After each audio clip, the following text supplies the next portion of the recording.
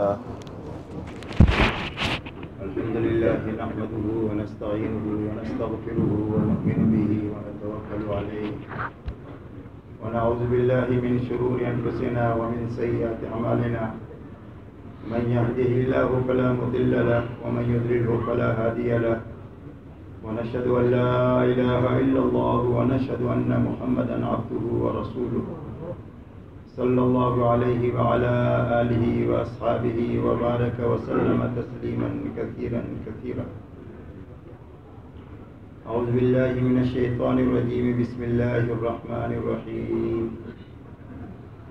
ومن أحسن قولا ممن دعا إلى الله وعمل صالحا وقال إنني من المسلمين. وقال عليه الصلاة والسلام: لا يؤمن أحدكم حتى يكون هواه تبعا لما جئت به، أو كما قال عليه الصلاة والسلام. میرے محترم دوستو، اللہ جل شانہ نے ساری انسانیت کی دنیا اور آخرت کے بنانے کے لیے اپنے پاس سے دین اتارا ہے، اور اللہ نے اپنی سنت یہ جاری فرمائی ہے کہ جس کسی کو بھی اللہ کامیاب کریں گے اس کو دین کے راستے سے کریں گے، اور جس کسی کو بھی ناکام کریں گے اس کو بھی دینی کے راستے سے کریں گے. یہ بنیادی بات ہے ساری انسانیت کے سمجھنے کی کہ اللہ کی یہاں سے کامیابی کا ایک ہی راستہ ہے اور وہ صرف دین کا ہے. بسم اللہ الرحمن الرحیم. نحمده ونصلی علی رسولہ الکریم. Our respected guest, after reciting the khutbah masnoona, the sunnah khutbah, recites one ayat of the Quran and recites one hadith of the Prophet of Allah sallallahu alaihi wasallam, and mentions, brothers and friends, this is the sunnah of Allah subhanahu wa ta'ala, that He has kept the success of the humanity through deen. And this is the sunnah of Allah subhanahu wa ta'ala from the beginning of the time till the end of the days, that anyone who wants to achieve the success of this world and the hereafter can only attain it through the way of deen. And the failure of this world and the hereafter will be in the ways that when a person will deprive or leave the ways of deen. So the sunnah of Allah subhanahu wa ta'ala of success is the path of deen. دوسری بات میرے دوستو یہ ہے کہ اللہ جل شانہ نے جو دین اتارا ہے وہ آسان اتارا ہے، مشکل نہیں اتارا، اس لیے کہ اللہ جل شانہ اپنے بندوں پر بہت مہربان ہے. تو مہربانی کی بنیاد پر آسان دین اتارا ہے، مشکل نہیں اتارا.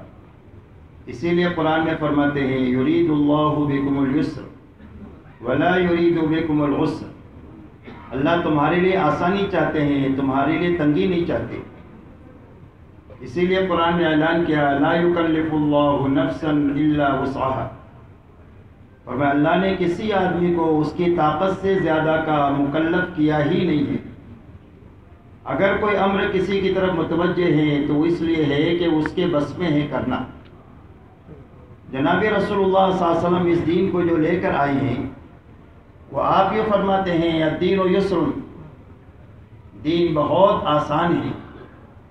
بھیجنے والے اللہ یہ فرما رہے ہیں کہ میں نے آسان دین اتارا ہوں. لانے والے محمد صلی اللہ علیہ وسلم یہ فرما رہے ہیں کہ میں آسان دین لے کر آیا ہوں. اس لیے دین کی فطرت میں آسانی ہے، تنگی نہیں ہے، مشکل نہیں ہے. ہر انسان کے بس میں اور ہر انسان کی استطاعت میں ہے. ایسا دین اللہ نے اتارا ہے. And my dear respected brothers and elders, the second thing that we must realize is that Allah subhanahu wa ta'ala has made this deen easy for us.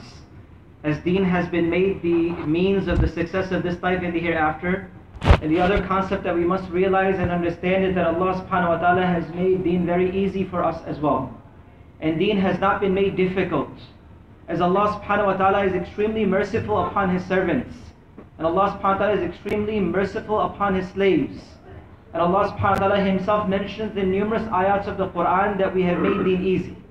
And Allah subhanahu wa ta'ala mentioned in more than one verse of the Quran that we do not burden the people above and beyond their capacities. So the people are never burdened above and beyond the abilities that individuals have. As the hadith of the Prophet of Allah also defines that the deen is easy. And Prophet Allah sallallahu alaihi wasallam himself showed it practically as well. So Allah subhanahu wa ta'ala, the one who sent the deen, said that I made the deen easy. And the Prophet of Allah sallallahu alaihi wasallam, through the deen that we received, he mentioned that the deen itself is easy as well. So indeed it is easy for all of us to practice as well. اسی لیے زکوٰۃ اور حج کو غریب پر فرض نہیں کیا، اس لیے کہ وہ نہیں کر سکتے، لیکن نماز روزہ ہر ایک کے بس میں ہے تو اللہ نے سب پر فرض کیا. اس میں بھی اللہ کی طرف سے اتنی آسانی ہے کہ اگر آپ سفر میں ہیں، روزہ نہیں رکھ سکتے ہیں تو کوئی بات نہیں، واپس آ کر رکھ لو. آپ بیمار ہو گئے ہیں، وضو نہیں کر سکتے ہیں تو تیمم کر لو. کھڑے ہو کر نہیں پڑھ سکتے ہیں تو بیٹھ کر پڑھ لو. بیٹھ کر نہیں پڑھ سکتے ہیں، سو کر پڑھ لو. آپ سفر میں ہیں، عشاء کی 17 رکعتیں نہیں پڑھ سکتے ہیں تو 2 رکعت فرض پڑھ لو، 3 رکعت وتر پڑھ لو. ہم تم کو 17 رکعت کا ثواب دیں گے. اللہ کی طرف سے یہ نظام ہے کہ اگر ایک آدمی جوانی میں اللہ کی عبادت کرتا ہے، دعوت کی محنت کرتا ہے، بڑھاپا آ گیا نہیں کر سکتا، تو فرمایا نہ کرنے کے باوجود بھی اللہ جوانی کی عبادت اور مجاہدے کا اس کو ثواب دیں گے. ایک آدمی بیمار ہو گیا، تندرست تھا، تو تندرستی میں جتنا محنت مشقت اٹھاتا تھا اب بیماری کی وجہ سے نہیں کر سک رہا ہے، تو نہ کرنے کے باوجود بھی تندرستی کے زمانے کی ساری عبادت کا اللہ اس کو ثواب دیں گے. ایک آدمی سفر میں ہی تو اقامت کے زمانے میں جتنا مجاہدہ محنت مشقت کرتا تھا ابھی سفر میں نہیں کر سکتا ہے، تو اللہ سفر میں نہ کرنے کے باوجود بھی اقامت کی ساری عبادت اور مشقت کا اس کو صلہ دیں گے، اس لیے کہ اللہ نے دین کو آسان بنایا ہے. لیکن میرے محترم دوستو، اگر ہم ایمان والوں میں چلے پھرے تو ہمیں یہ بات سمجھ میں آئے گی کہ امت کے لیے سب سے زیادہ آج کے زمانے میں کوئی چیز مشکل ہوئی ہے تو دین ہوا ہے. آپ دیہاتوں میں جائیں، شہروں میں جائیں، ملکوں میں جائیں تو آپ کو لاکھوں کی تعداد میں، کروڑوں کی تعداد میں ایمان والے ملیں گے جو دین کو چھوڑے ہوئے. تو اس کی وجہ سمجھنے کی ضرورت ہے کہ دین کیوں چھوٹا. حالانکہ مشکل نہیں ہے، اللہ نے آسان بنایا ہے، پھر آسان ہونے کے باوجود کیوں چھوٹا. حالانکہ دنیا کا کوئی بھی کام نہیں چھوٹا ہے. تاجروں نے تجارت نہیں چھوڑی، ملازموں نے ملازمت نہیں چھوڑی، ڈاکٹروں نے ڈاکٹری نہیں چھوڑی، انجینئروں نے انجینئرنگ نہیں چھوڑی، حکومت والوں نے حکومت نہیں چھوڑی. سارے کام تندہی کے ساتھ، پوری خوشی کے ساتھ کر رہے ہیں. اگر چھوٹا ہے تو امت میں سے دین چھوٹا ہے. یہاں تک کہ ہمارا حال یہ ہے کہ امت کی اکثریت وہ ہے کہ جن کی زندگیوں میں نماز جیسا فریضہ نہیں رہا. اب اس کے آگے کی دین کا کیا حال ہے وہ تفصیل میں نہیں جانا، ہر آدمی جانتا ہے. تو یہ اچھی طرح سمجھنے کی بات ہے کہ آسان دین امت میں سے کیوں چھوٹا، کیا وجہ اس کی. اس لیے کہ جب تک وجہ نہیں سمجھ میں آئے گی، جب تک علاج سمجھ میں نہیں آئے گا. پہلے بیماری سمجھ میں آنا چاہیے، جب بیماری سمجھ میں آئے گی تو پھر علاج سمجھ میں آئے گا. پہلے تشخیص ہونی چاہیے پھر تجویز ہوگی. پہلے بیماری کی تشخیص ہو پھر اس کے بعد اس کا علاج جو ہے وہ آسانی کے ساتھ ہو جائے گا. تو اگر آپ اور ہم اس کے اوپر غور کریں گے تو اس کی 2 بنیادی وجہ ہم کو سمجھ میں آئے گی. ایک بنیادی وجہ دین کے چھوٹنے کی یہ ہے کہ یقین جو ہونا چاہیے تھا اس یقین میں کمزوری آئی ہے اور یقین میں بگاڑ آیا ہے. تو ایک وجہ یقین کا بگاڑ ہے. دوسری وجہ جو ہے یہ ماحول کا بگاڑ ہے.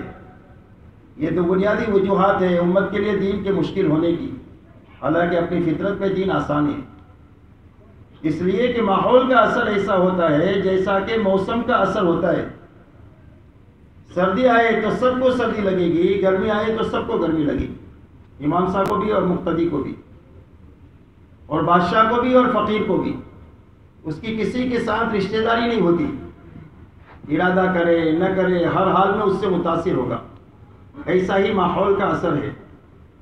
اسی لیے حدیث پاک میں یہ فرمایا گیا کہ ہر پیدا ہونے والا بچہ فطرت ایمان پر پیدا ہوتا ہے. اللہ کسی بچے کو دنیا میں بے ایمان نہیں پیدا کرتے، ایمان کی فطرت پر اللہ اس کو پیدا فرماتے ہیں.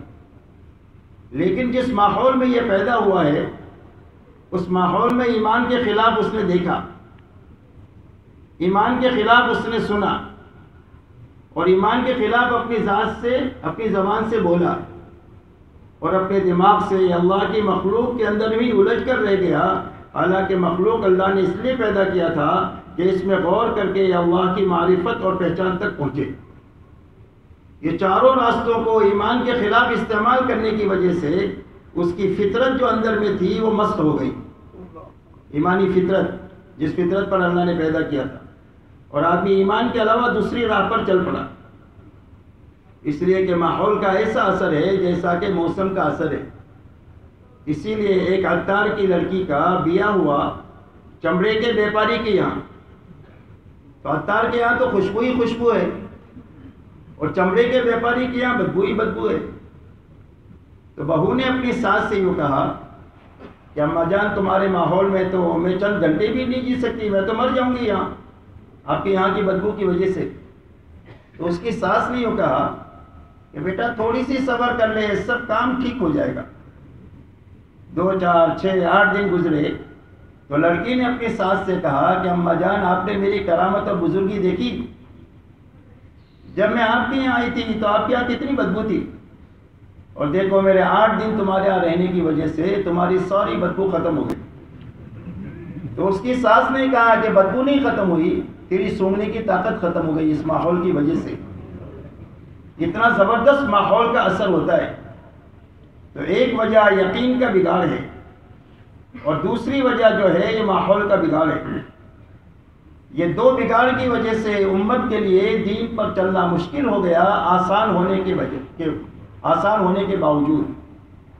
अब हमारे लिए, हमारे औरतों के लिए और हमारे बच्चों के लिए और हमारी क़यामत तक के आने वाली नस्लों के लिए दीन आसान उसी वक्त में हो सकता है जब ये दो चीज़ों में सुधार आए, एक यकीन में सुधार आए और एक माहौल में सुधार आए।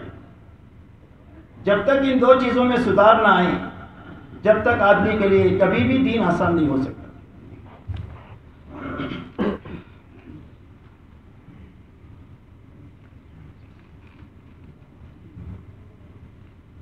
My dear respected brothers and elders, as we know that Allah subhanahu wa ta'ala who sent the deen has said that I have made the deen easy.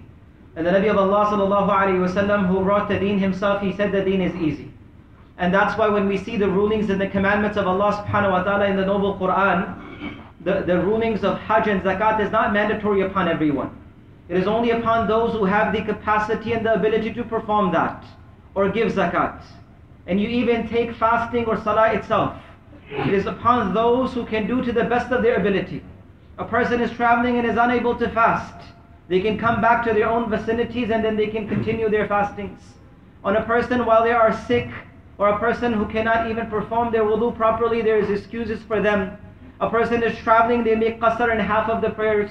If a person cannot stand up, they can sit down and pray. If a person cannot sit down, they can lie down and pray. So all of these ease and comforts have been provided for all of us.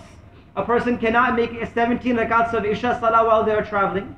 A person makes 2 rakats of Isha and 3 rakats of Witr, and Allah subhanahu wa ta'ala will give them the entire reward of the 17 rakats of Isha. So the deen itself, Allah subhanahu wa ta'ala has made it easy and comfortable for individual. A person is young and they obeyed Allah subhanahu wa ta'ala for all of their youth. Now this person became an old man and they are unable to obey the way that they used to do so when they were young. Allah subhanahu wa ta'ala will in their old age give them the reward of all of the good that they have done while they were young.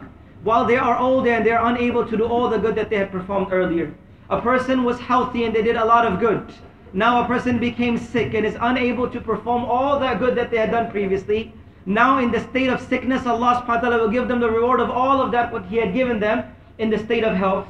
A person is muqim in a certain location and they used to obey Allah subhanahu wa ta'ala in their vicinity. Now a person is a musafir and a traveler and they are unable to obey Allah subhanahu wa ta'ala to that ability because of their traveling in continuous moments. Allah subhanahu wa ta'ala will give them the reward as Allah subhanahu wa ta'ala will give them at their own vicinities. So the deen itself has been made easy. And now what we see, and if we travel across the people and we work within the lives of individuals, not only one or two, but hundreds and thousands of people are going away from deen. Deen which is such easy, deen which was sent easy, the deen which was given easy, and the commandments of deen itself which are so easy, then why hundreds and thousands of people are not able to follow the deen itself? So now this is a question that we should be brought into our minds. in our world, in our businesses, be it our businesses, be it our businesses, be it our functions in our different forms of our lives, be it engineers, be it doctors, be it professionals, we never become tired in the way that we are doing. But how can the effort of deen, which is so easy, become, leave in the lives of individuals? So now the answer is, in order for us to realize this, we must diagnose and then cure. If we do not know the reasons of why the deen is not being practiced in the life of individual, we can never come to the cure. So the best thing that we need to realize is to diagnose the cause of why the deen has left into the lives of individuals. So when we see and diagnose the reason, we understand that there are two fundamental reasons, two basic reasons of why people cannot follow deen, even though the deen is so easy to be followed. The first thing is that the belief, the yaqeen, and the amount of belief that a person needs to have with Allah subhanahu wa ta'ala has been spoiled and corrupted. And the second thing is that the environment that the people live within itself has been spoiled and corrupted. So the belief and the environment, two things are the reasons which have been spoiled and corrupted, and because of this reason the deen, which is so easy, have become so hard for an individual. And that's why the deen itself has environment itself, which is the environment has an effect just like the weather has its effect. When it becomes cold, the imam himself will become cold. The muqtadi, the people praying behind the imam, will become cold. The rich people will become cold, the poor will become cold. So the weather has an effect which has am effect, meaning common effect upon all. So environment, mahal itself, has effect which is common upon individuals as well. The hadith of the Prophet of Allah ﷺ defines to us that every child which is born upon fitrah and nature. Every child is born upon purity, that their beliefs on Allah subhanahu wa ta'ala are pure, that they are born upon nature and the oneness of Allah subhanahu wa ta'ala. But the environments that these children are raised inside is that which divert their direction towards the right and the wrong places. So every child is born upon fitrah and nature and purity, but the environment, which has an effect like weather, has effect upon even on these childs.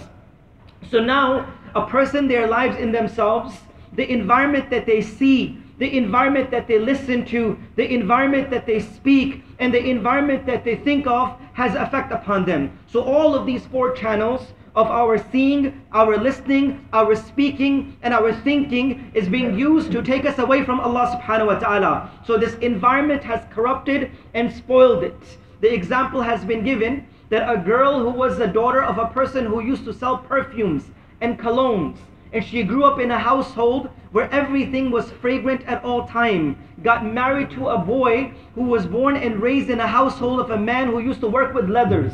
So when the leather itself was branded, it used to give smell and odor. So when the girl moved inside the boy's house, so she went to her mother-in-law and said that it stinks and it's such an odor that I won't be able to stay in this house, that I grew up in an environment of perfumes and colognes and fragrances. The odor does not allow me to stay here. So the mother-in-law said, just wait for a few days and you will be perfectly okay. After a few days, the girl came to the mother, and the mother-in-law, she says, did you not see my karamat and miracle? That because of my presence, all the odor of the house has gone away. So the mother-in-law said, it was not the miracle of you taking the odor away, but you became so immune to the odor inside that the stink became a fragrance for you. So the environment is something which spoils the life of individuals. So when two things are lost from the lives of individuals, yaqeen and belief in Allah subhanahu wa ta'ala and the right environment, this becomes the reasons of the destruction of the deen of individuals. And that's why we must realize and recognize that until the day of Qiyamah, that if we want ourselves and our children, our progenies, and our generations to be protected, we must protect the yaqeen and the environment of these people. अब यकीन के बारे में दो चीज़ में कमी आई। एक तो यकीन में जो कमी आई है वो अल्लाह की ज़ात और सिफ़ात के यकीन में कमी आई कि अल्लाह अपनी ज़ात में भी बढ़े और अपनी सिफ़ात में भी बढ़े। अल्लाह अपनी ज़ात में भी बढ़े और माफ़ी में भी बढ़े। अल्लाह की पकड़ भी बढ़ी और अल्लाह की माफ़ी भी बढ़ी। अल्लाह की परवरिश का निज़ाम भी बढ़ा, पैदाइश का निज़ाम भी बढ़ा। तो अल्लाह की ज़ात और सिफ़ात के यकीन में कमी आई। दूसरी कमी जो आई वो अल्लाह के वादे और वईद के में कमी आई। अल्लाह ने हुक्म के पूरा करने पर अल्लाह ने वादे किए हैं اور حکموں کے توڑنے پر اللہ کی طرف سے وعید آئی ہے. جیسے حدیث میں ہے الصدق ینجی والکذب یہلک، کہ سچ آدمی کو نجات دیتا ہے اور جھوٹ آدمی کو ہلاک کرتا ہے. تو سچ پر جو نجات کا وعدہ ہے وہ یقین کمزور ہو گیا، اور جھوٹ پر ہلاکت کی جو وعید ہے وہ کمزور ہو گئی. آدمی کے دل میں کہ اگر میں جھوٹ بولوں گا تو ہلاکت آئے گی. یمحق اللہ الربا ویربی الصدقات، اللہ صدقے کو بڑھاتے ہیں اور سود کو مٹاتے ہیں. صدقے پر اللہ کی طرف سے مال کے بڑھنے کا وعدہ ہے، اور سود پر اللہ کی طرف سے مال کے مٹنے کا وعدہ ہے کہ اللہ سودی نظام کو مٹائیں گے. تو ابھی جو وعدہ اور وعید ہے اس کا یقین کمزور ہو گیا. یہ دو لائن کا یقین کمزور ہوا، اور جب تک یہ دونوں لائن کا یقین نہ بنے، جب تک آدمی کی زندگی میں دین پر چلنا آسان نہیں ہو سکتا. اس لیے کہ ہر آدمی جو اپنے دین پر چلے گا وہ اپنی یقین کی طاقت سے چلے گا. جیسے گاڑی اپنی روشنی میں چلتی ہے، پڑوسی کی گاڑی کی روشنی میں نہیں چلتی ہے، ایسے ہر آدمی اپنے دین پر جو چلے گا وہ اپنے یقین کی طاقت پر چلے گا. تو ایک تو یقین اللہ کی ذات اور صفات کا کامل ہو جائے، دوسرا اللہ کے وعدے اور وعید کا یقین کامل ہو جائے. دوسرا ہمارے ماحول میں دو چیزیں پیدا ہو جائے، ایک تو بھائی چارہ قائم ہو جائے اور ایک اللہ کی بندگی زندہ ہو جائے. یہ ماحول کا سدھار کی بات ہے. اللہ کے نبی صلی اللہ علیہ وسلم نے فرمایا کونوا عباد اللہ اخوانا، فرمایا اللہ کے بندے بن کر زندگی گزارو. اس لیے کہ زندگی بندگی کے لیے ہے، اور زندگی بے بندگی شرمندگی. اس لیے ایک بات ماحول کے سدھارنے میں یہ ہے کہ اللہ کی بندگی اور اطاعت کے ساتھ زندگی گزارے. زندگی کے ہر حرکت اور سکون میں خواہش پر چلنے کے بجائے حکم پر چلے، یہ سب سے پہلی بنیاد ہے ماحول کے بننے میں. چاہے مالی لائن کا حکم ہو تو مالی لائن کی عبادت کریں، جانی لائن کے احکامات ہے تو جانی لائن کے احکامات پر چلے. غرض یہ کہ خواہش سے نکل جائے، اطاعت پر زندگی آ جائے. دوسری بات یہ ہے کہ آپس میں بھائی بھائی بن کر کے جیے، یعنی اللہ کی مخلوق کے جو حقوق ہیں ان حقوق کی ادائیگی کے ساتھ جیے، بھائی چارے کے ساتھ. اس لیے کہ ہر ایک انسان کا اللہ کی طرف سے حق دیا گیا. جتنے تعلقات ہیں دنیا میں اتنے حقوق ہیں. ماں باپ ہیں، بچے ہیں، تو ماں باپ کے ذمہ بچوں کے حق ہے، بچوں کے اوپر ماں باپ کے حق ہے، بیوی کے اوپر شوہر کا حق ہے، شوہر پر بیوی کا حق ہے، بھائی بہن کا آپس میں حقوق ہے، سیٹ کا اور نوکر کے آپس میں حقوق ہے، حکومت اور رعیت کے آپس میں حقوق ہے، پڑوسی کا حق ہے کہ چاہے کوئی بھی پڑوسی ہے تو اس کا حق ہے پڑوسی پر کہ اس کو بھوکا نہ رہنے دیا جائے، وہ بیمار ہے تو اس کا علاج کرایا جائے، اگر اس کے بچے بڑے بڑے ہو گئے ہیں، شادی کا انتظام نہیں ہے تو اس کی شادی کا انتظام کیا جائے، چاہے مسلمان ہو چاہے غیر مسلم ہو. تو یہ جتنے حقوق ہیں یہ حقوق زندہ ہو جائے اور اللہ کی عبادت اور بندگی زندہ ہو جائے. تو فرمایا یہ ماحول ایسا اچھا پاکیزہ بن جائے گا کہ جس کے لیے ہر ایک کے لیے دین پر چلنا آسان ہو جائے. اس لیے دین کی آسانی کی دو بنیادیں ہیں، ایک یقین بننا چاہیے اور ایک ماحول بننا چاہیے. جب یقین اور ماحول بن جائے گا تو ہر آدمی کے لیے دین صرف آسانی نہیں ہوگا بلکہ لذیذ ہو جائے گا. دین پر چلنے میں جو لذت ہے وہ اچھے سے اچھے کھانوں میں نہیں ہے، بڑے سے بڑے بنگلوں میں نہیں ہے، اور بڑے سے بڑی ایئر کنڈیشن گاڑیوں میں نہیں ہے. جو لذت اللہ کے حکموں کے پورا کرنے میں ہے. اسی لیے اللہ والے فرماتے ہیں اہل اللیل فی لیلتہم الذ من اہل اللہو فی لہوہم. فرمایا اللہ والے رات کو اللہ کے سامنے کھڑے ہونے میں، مناجات میں اور رات بیداری میں وہ لذت محسوس کرتے ہیں جو کھیل کود والے اپنے کھیل میں وہ لذت محسوس نہیں کرتے. اس لیے کہ اللہ کے دین پر چلنے میں بڑی لذت ہے. حکم پورا ہو جائے تو جی میں اطمینان آ جائے، مزے آ جائے. تو یہ اسی وقت میں آسان ہو سکتا ہے جب یقین بنے اور دوسری بات ہمارا ماحول بنے. گھر سے لے کر عالم کا ماحول، گھر کا ماحول بنے، ہمارے محلوں کا بازاروں کا ماحول بنے، ہمارے شہروں اور ملکوں کا ماحول بنے. اور پوری دنیا آج تو محلے جیسی ہو گئی ہے، تو گھر سے لے کر پورے عالم کا ماحول بنے. جب یہ ماحول بن جائے گا تو ہر ایک کے لیے دین پر چلنا آسان بھی ہو جائے گا اور لذیذ بھی ہو جائے گا. And my dear respected brothers and elders, the corruption and the flaws and the spoil of the yaqeen and the belief in Allah subhanahu wa ta'ala is because of two fundamental and basic reasons. The first thing is that the weakness in the belief in the dhat and the sifat, meaning the deity of Allah subhanahu wa ta'ala and the attributes of Allah subhanahu wa ta'ala. The weakness of knowing the attributes of Allah subhanahu wa ta'ala is the foundation of the weakness of yaqeen and belief in Allah subhanahu wa ta'ala. Once a person begins to lose the fiction or the belief on the attributes of Allah subhanahu wa ta'ala, that's one thing. And the second thing is that when a person begins to lose the promises or the warnings of Allah subhanahu wa ta'ala, when a person begins to neglect the promises and the warnings of Allah subhanahu wa ta'ala, this is the second reason which become the reasons of the spoiling and the corruption of one's yaqeen. And what is some of these things that what a person can realize? Hadith of the Prophet of Allah mentions that truthfulness will always make you successful, and lying will always make a person a failure. So when a person believes in these words, truthfulness will become easy for them, and lying will become difficult for an individual. When a person will lack the promises and the warnings from the words of Allah subhanahu wa ta'ala and His Rasul, then the promises will not be in front of us. Truthfulness will become difficult. Lying will become easy for individual. As Allah subhanahu wa ta'ala mentions in the ayat of the Quran, that we will increase sadaqah, the charity, and we will destroy the usury and interest which is earned. When the promises of Allah subhanahu wa ta'ala are not in front of us, then a person will not realize this, and that will become the reasons of the spoiling and the corruption of a person's yaqeen. And there are two ways that a person, in mahal or the environment itself it can become better. And that is that if a person will begin to fulfill the ahkamat and the rulings of Allah subhanahu wa ta'ala, and will begin to live within each other with love and affection, and fulfilling of our rights and responsibility for each other. If a person lives their lives without fulfilling the rights of others, it is as though there is no life in that person's life itself. When a person will begin to follow ahkamat and the rulings of Allah subhanahu wa ta'ala, and when a person will begin to leave their desires and their lusts, and a person will begin to live like this is something which will create environment. The fulfillment of the orders, and to live with brotherhood and love and affection and fulfillment of the rights and responsibilities is something which will create our environment. Parents will begin to fulfill the rights of their children. The children will begin to obey and fulfill the rights of their parents. Brothers and sisters, mothers and fathers, the governorships itself and the people who are the part of it, the people as general and their neighbors.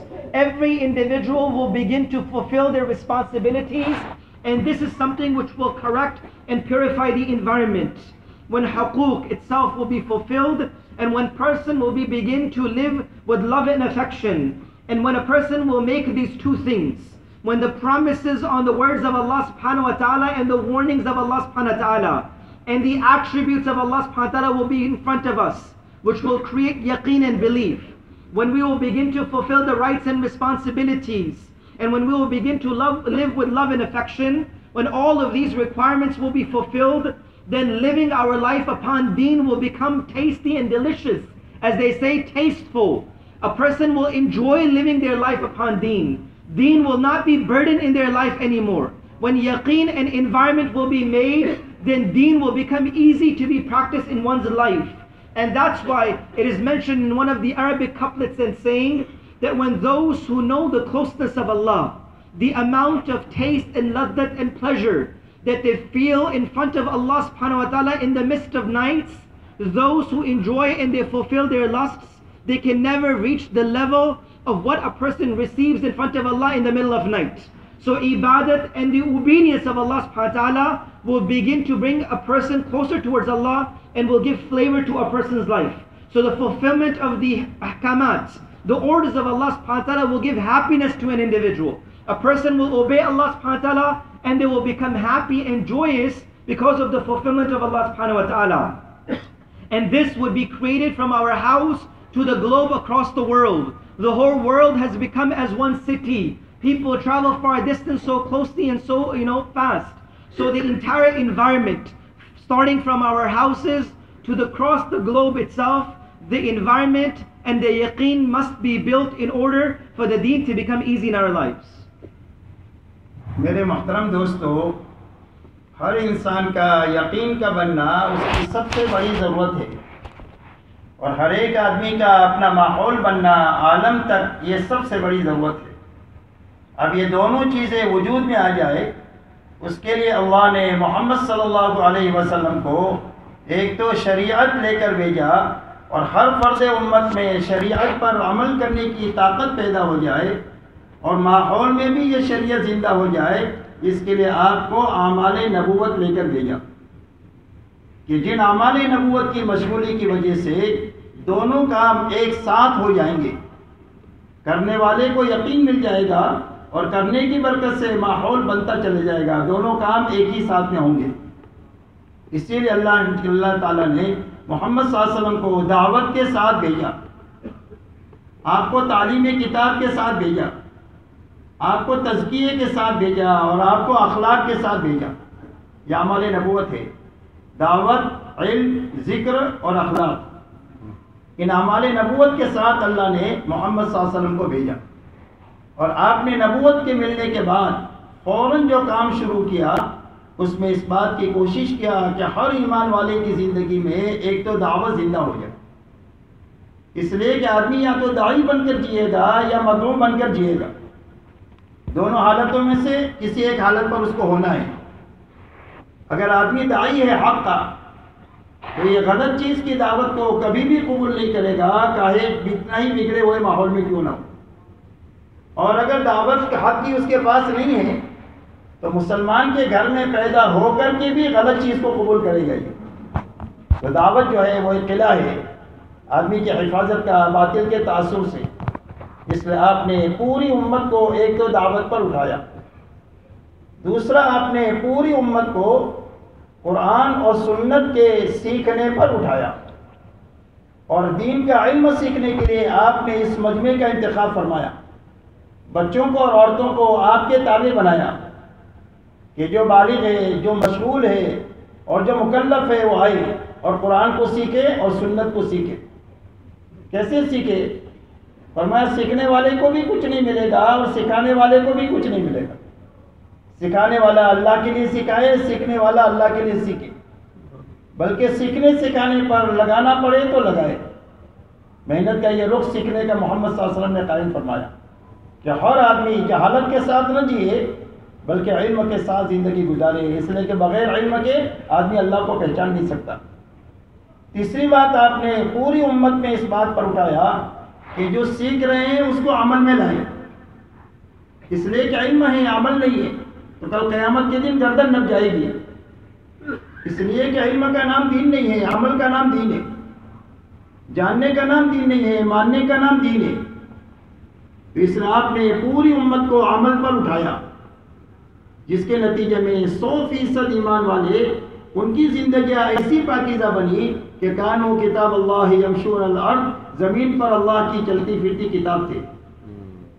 چوتھی بات جس پر آپ نے پوری امت کو اٹھایا کہ ان بنیادوں کو انسانوں میں زندہ کرنے کے لیے ان سے کچھ لیا نہیں جائے گا، اپنا لگایا جائے گا، اور ہر ایک کے ساتھ خیر خواہی کے جذبے سے، ہر ایک کے ساتھ رحم کے جذبے سے، اور ہر ایک کے ساتھ شفقت اور محبت کے جذبے سے ہر ایک کو ان اعمال نبوت پر کھڑا کیا جائے گا، تاکہ اس کے راستے سے ہر فرد امت میں دین پر چلنے کی طاقت بھی پیدا ہو جائے، اور طاقت کے پیدا ہوتے ہی ساتھ ماحول بھی بنتا چلا جائے۔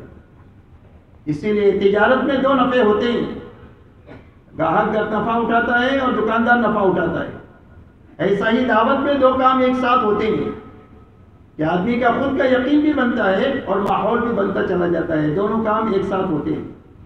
اور ان اعمال کو امت میں زندہ کرنے کے لیے آپ نے دو میدان محنت کے تجویز فرمائی، ایک میدان ہجرت کا ہے اور ایک میدان نصرت کا ہے، ایک میدان حرکت کا ہے اور ایک میدان مسجد کا ہے۔ ایک میدان جو ہے وہ اللہ کے راستے میں پھرنا ہے، دعوت دیتے ہوئے، دین کو سیکھتے سکھاتے ہوئے، دین پر عمل کرتے ہوئے، اپنی جان مال کو اللہ کے مخلوق پر خرچ کر کے ان کو راحت پہنچاتے ہوئے پھرنا۔ جب پھر کر آ جائے تو کیا کرنا؟ کہ یہی اعمال نبوت کو ہر مسجد میں زندہ کرنا، इसलिए कि मस्जिद जो है ये हिदायत का मरकज़ है। कुरान पाक में फरमाया इन्ना अव्वल बैतिन वुदिअ लिन्नासि लल्लज़ी बिबक्कत मुबारकन व हुदन लिलआलमीन। फरमाया सबसे पहला घर जो इंसानों के लिए बनाया गया है मक्का में, उसकी शान यह है कि वो बरकत वाला भी है और हिदायत वाला भी है। हिदायत बैतुल्लाह पर उतरती है और बैतुल्लाह के रास्ते से दुनिया की सारी मसाजिद तक जाती है और मसाजिद के रास्ते से सारे अफराद तक और सारे ईमान वालों के घराने तक जाती है। लेकिन वो कैसे जाएगी? क्या जो अमाल अल्लाह के रास्ते में निकल कर करने के हैं, यही अमाल हमारे मस्जिदों में वापसी के बाद में किए जाए, ताकि ये दोनों जगह एक साथ काम हो, अपने घर में भी, अपने महल्ले में भी, अपने बाज़ारों में भी और पूरे आलम में बैक वक्त में ये दोनों चीज़ें वजूद में आए, यकीन भी और माहौल भी। इसीलिए हुजूर पाक अलैहिस्सलातु वस्सलाम ने दो ही जमात बनाई है, तीसरी कोई जमात नहीं है। या तो मुहाजिरीन है या अंसार है। और अल्लाह की तरफ से कुरान में ये बात फरमाई गई है वस्साबिक़ूनल अव्वलून मिनल मुहाजिरीन वल अंसार वल्लज़ीना तबअूहुम बिइहसान रज़ियल्लाहु अन्हुम व रज़ू अन्हु। फरमाया साबिक़ीन अव्वलीन मुहाजिरीन और अंसार में के, और जो इनके पीछे पीछे इखलास के साथ में चला, फरमाया अल्लाह उनसे भी राज़ी हो गया और पीछे चलने वालों से भी अल्लाह राज़ी हो गया। क़यामत तक के लिए अल्लाह की रज़ा मुहाजिरीन और अंसार के साथ है और उनके पीछे पीछे चलने वालों के साथ है। इसलिए ईमान वाला पूरी ज़िंदगी इन दो मैदानों में से किसी एक मैदान में होगा, या तो नक़्ल हरकत की फ़िज़ा में होगा, और जब नक़्ल हरकत की फ़िज़ा से आ गया तो ये मकामी मेहनत में होगा, तीसरी कोई भी मेहनत नहीं। या तो नक़्ल हरकत में हो या तो फिर वापस आने के बाद ये मस्जिद के अंदर में इन अमाल को ज़िंदा करने में अपने आप को लगाए।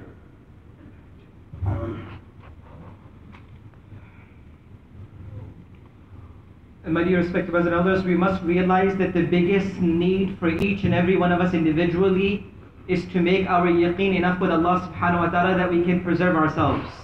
And we must also realize and recognize that the biggest need that all in each and every one of us is to create an environment till the day of Qiyamah so that we can be preserved and our progenies can be preserved.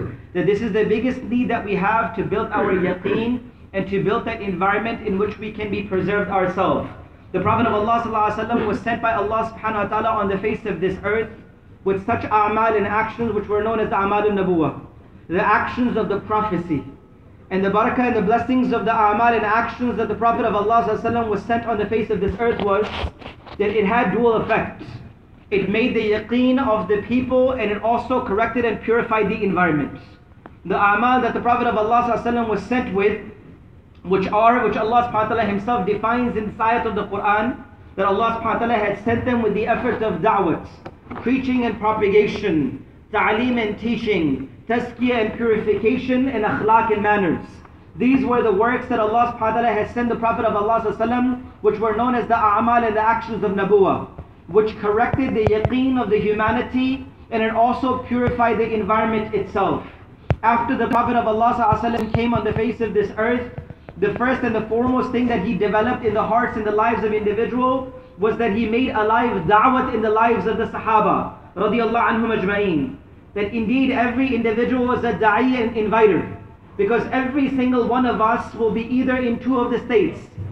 Either we will be da'is who will be inviting, or either we will be mad'u or we will be getting invited. Either a person is inviting or a person is being invited. If a person is an inviter or person who invites, will never get impressed by any conditions or circumstances. They will never get affected by any conditions, but they will be those who will invite towards Allah subhanahu wa ta'ala. But if a person is that person who becomes mad'u and gets invited by others, then a person who is growing up in an environment of deen and Islam, the batil and wrong will come within that own house if a person is being invited by the others in wrong. That's why the two things that we must keep in front of us that Rasulullah ﷺ mentioned is Quran and Sunnah. And the second thing that we must realize, which we must bring in our lives, one is da'wah, that we become those which are da'i and not those who are being affected. The second thing which Rasulullah ﷺ raised the ummah upon is upon Quran and Sunnah. That each and every person was those who were learning. And those who were learning and those who were teaching were doing all for the sake of Allah subhanahu wa ta'ala. To an extent that even those who were teaching had to give from their own selves, they were ready to give. So they were establishment of the living of their lives upon Quran and Sunnah. That there was no individual who did not live their life with knowledge and ilm and Sunnah of the Prophet ﷺ within their own lives. And the third thing that they brought within their own lives is that whatever they learnt, they brought practice into their lives. It was not only the ilm, but it was the amal which was in their lives. It was not only the information and knowledge, but it was the action which was brought into the lives of individuals. That's why deen itself is not only ilm. Deen itself is the amal and the practice of the ilm itself. So they practically brought everything that they learned within their own lives. And Rasulullah ﷺ raised this ummah with ilm in their lives. And that's why they were known as the books of Allah subhanahu wa ta'ala walking on the face of this earth. They were the ahkamat and the rulings and the commandments of Allah subhanahu wa ta'ala being fulfilled as they were traveling the face of this earth. And the fourth thing was, while they were spending for the cause of Allah subhanahu wa ta'ala, they were living their lives with the feelings of love and affection and tranquility to each and every one of us. And all of this will become the reason and will enable us to live our lives according to Iman. And that's why they say there are two benefits of tijarat and business. The one who sells and the one who buys, both becomes beneficial from this tijarat and business. The effort of da'wah is also double benefited. The one who is making the effort will purify and correct their yaqeen. And the environment and the mahal that they are working upon will also become purified and corrected. And that's why there are two grounds of effort which Rasulullah ﷺ had made. There are only two grounds of effort. Either it is the ground of the effort of hijrah, or either it is the ground of nusra. These were the two grounds of the effort that all the Sahaba radiallahu anhum ajma'in were engaged in. Either they were traveling, leaving their houses, leaving their luxuries and their comforts, spending and walking and crossing across the globe and spreading the words of Allah subhanahu wa ta'ala. So either the ground of the effort of Sahaba was hijrat, and when they returned back to their own localities, they were those who were known as Ansar, and the second ground is of Nusrat, which is within our own vicinities and our own localities. So the two grounds of effort that we must be engaged in, either one of them, is either the hijrah, which is of traveling, or either within our own vicinity and locality of establishment what is right and good.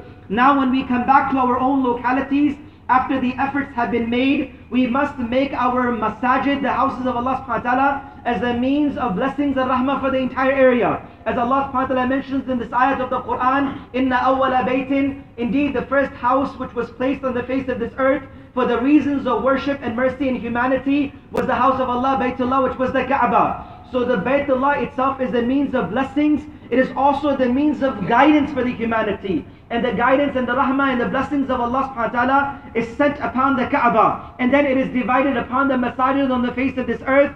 And those who inhabit the masajid take back this barakat and blessings within their own places.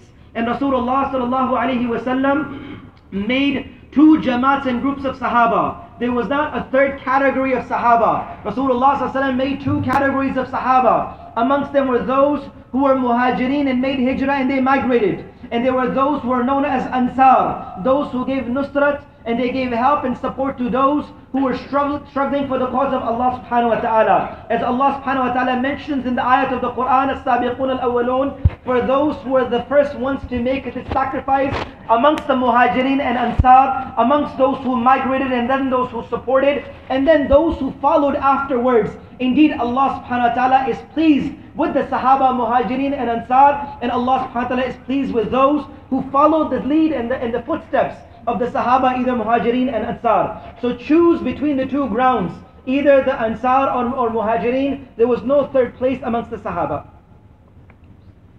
मेरे मोहतरम दोस्तों, हुजूर पाक अलैहिस्सलातु वस्सलाम बनफ्स नबीस इन अमाल में लगे और अपने आप को खूब इसमें थकाया, और जो आपकी दावत पर आता चला गया उसको भी आप इन अमाल में लगाते चले गए, यहाँ तक कि इसकी वजह से सिर्फ 23 साल में यकीन के एतबार से मजमा भी तैयार हो गया और माहौल भी तैयार हो गया, जिसकी वजह से उनके लिए भी दीन पर चलना आसान हो गया और इंसानों के लिए भी दीन का समझना आसान हो गया। अगर यकीन बना, माहौल नहीं बना, तो भी दीन आसान नहीं होगा। जैसे मक्के वालों का यकीन बना पहाड़ों से ज़्यादा मजबूत था, لیکن 13 سال کی محنت کے نتیجے میں مکہ کا ماحول نہیں بنا، جس کے نتیجے میں آپ دیکھو کہ جو ایمان والے ہیں ان کو کن مسائل سے گزرنا پڑا۔ شعب ابی طالب میں 3 سال کا بائیکاٹ برداشت کرنا پڑا، ان کو آگ کے انگاروں پر لٹایا گیا، ان کے اوپر پتھر کی چٹانیں رکھی گئی، حبشہ کی 2 مرتبہ ہجرت وجود میں آئی۔ یہ ساری پریشانیاں اس لیے آئی کہ یقین تو پہاڑوں جیسا ہے لیکن ماحول نہیں بنا۔ مدینہ منورہ کا ماحول ہجرت کے بعد 10 سال میں بن گیا، لیکن مدینہ کے ماحول میں کچھ منافق لوگ تھے، اور منافق کس کو کہتے ہیں کہ جس کی زبان پر کلمہ ہو دل میں شک ہو اور دل میں ریب ہو، کہ دل میں شک ہے اور زبان پر کلمہ ہے۔ تو منافقین کا یقین نہیں بنا، حالانکہ مدینہ کا ماحول انتہائی طور پر پاکیزہ بن گیا، لیکن یقین نہ بننے کی بنیاد پر ان کے لیے دین آسان نہیں ہوا، نفاق پر جیے اور نفاق پر مرے۔ اس لیے میرے دوستو، اللہ نے ہمارے زمانے میں محمد صلی اللہ علیہ وسلم کے کام چالو فرما کر پوری امت پر اور انسانیت پر بہت بڑا کرم اور رحم فرمایا ہے۔ And my dear respected brothers and elders, the Prophet of Allah sallallahu alaihi wasallam personally himself with his noble self involved himself in these a'mal and these actions, the effort of yaqeen and the effort of environment. And the Prophet of Allah sallallahu alaihi wasallam himself personally involved himself in these efforts. And those who attached themselves with the Nabi of Allah sallallahu alaihi wasallam, he also involved these individuals in this mubarak and this blessed effort as well. So the Nabi of Allah sallallahu alaihi wasallam himself personally was involved, and those who were affiliated and connected with the Nabi of Allah sallallahu alaihi wasallam were also involved in this mubarak and this blessed effort.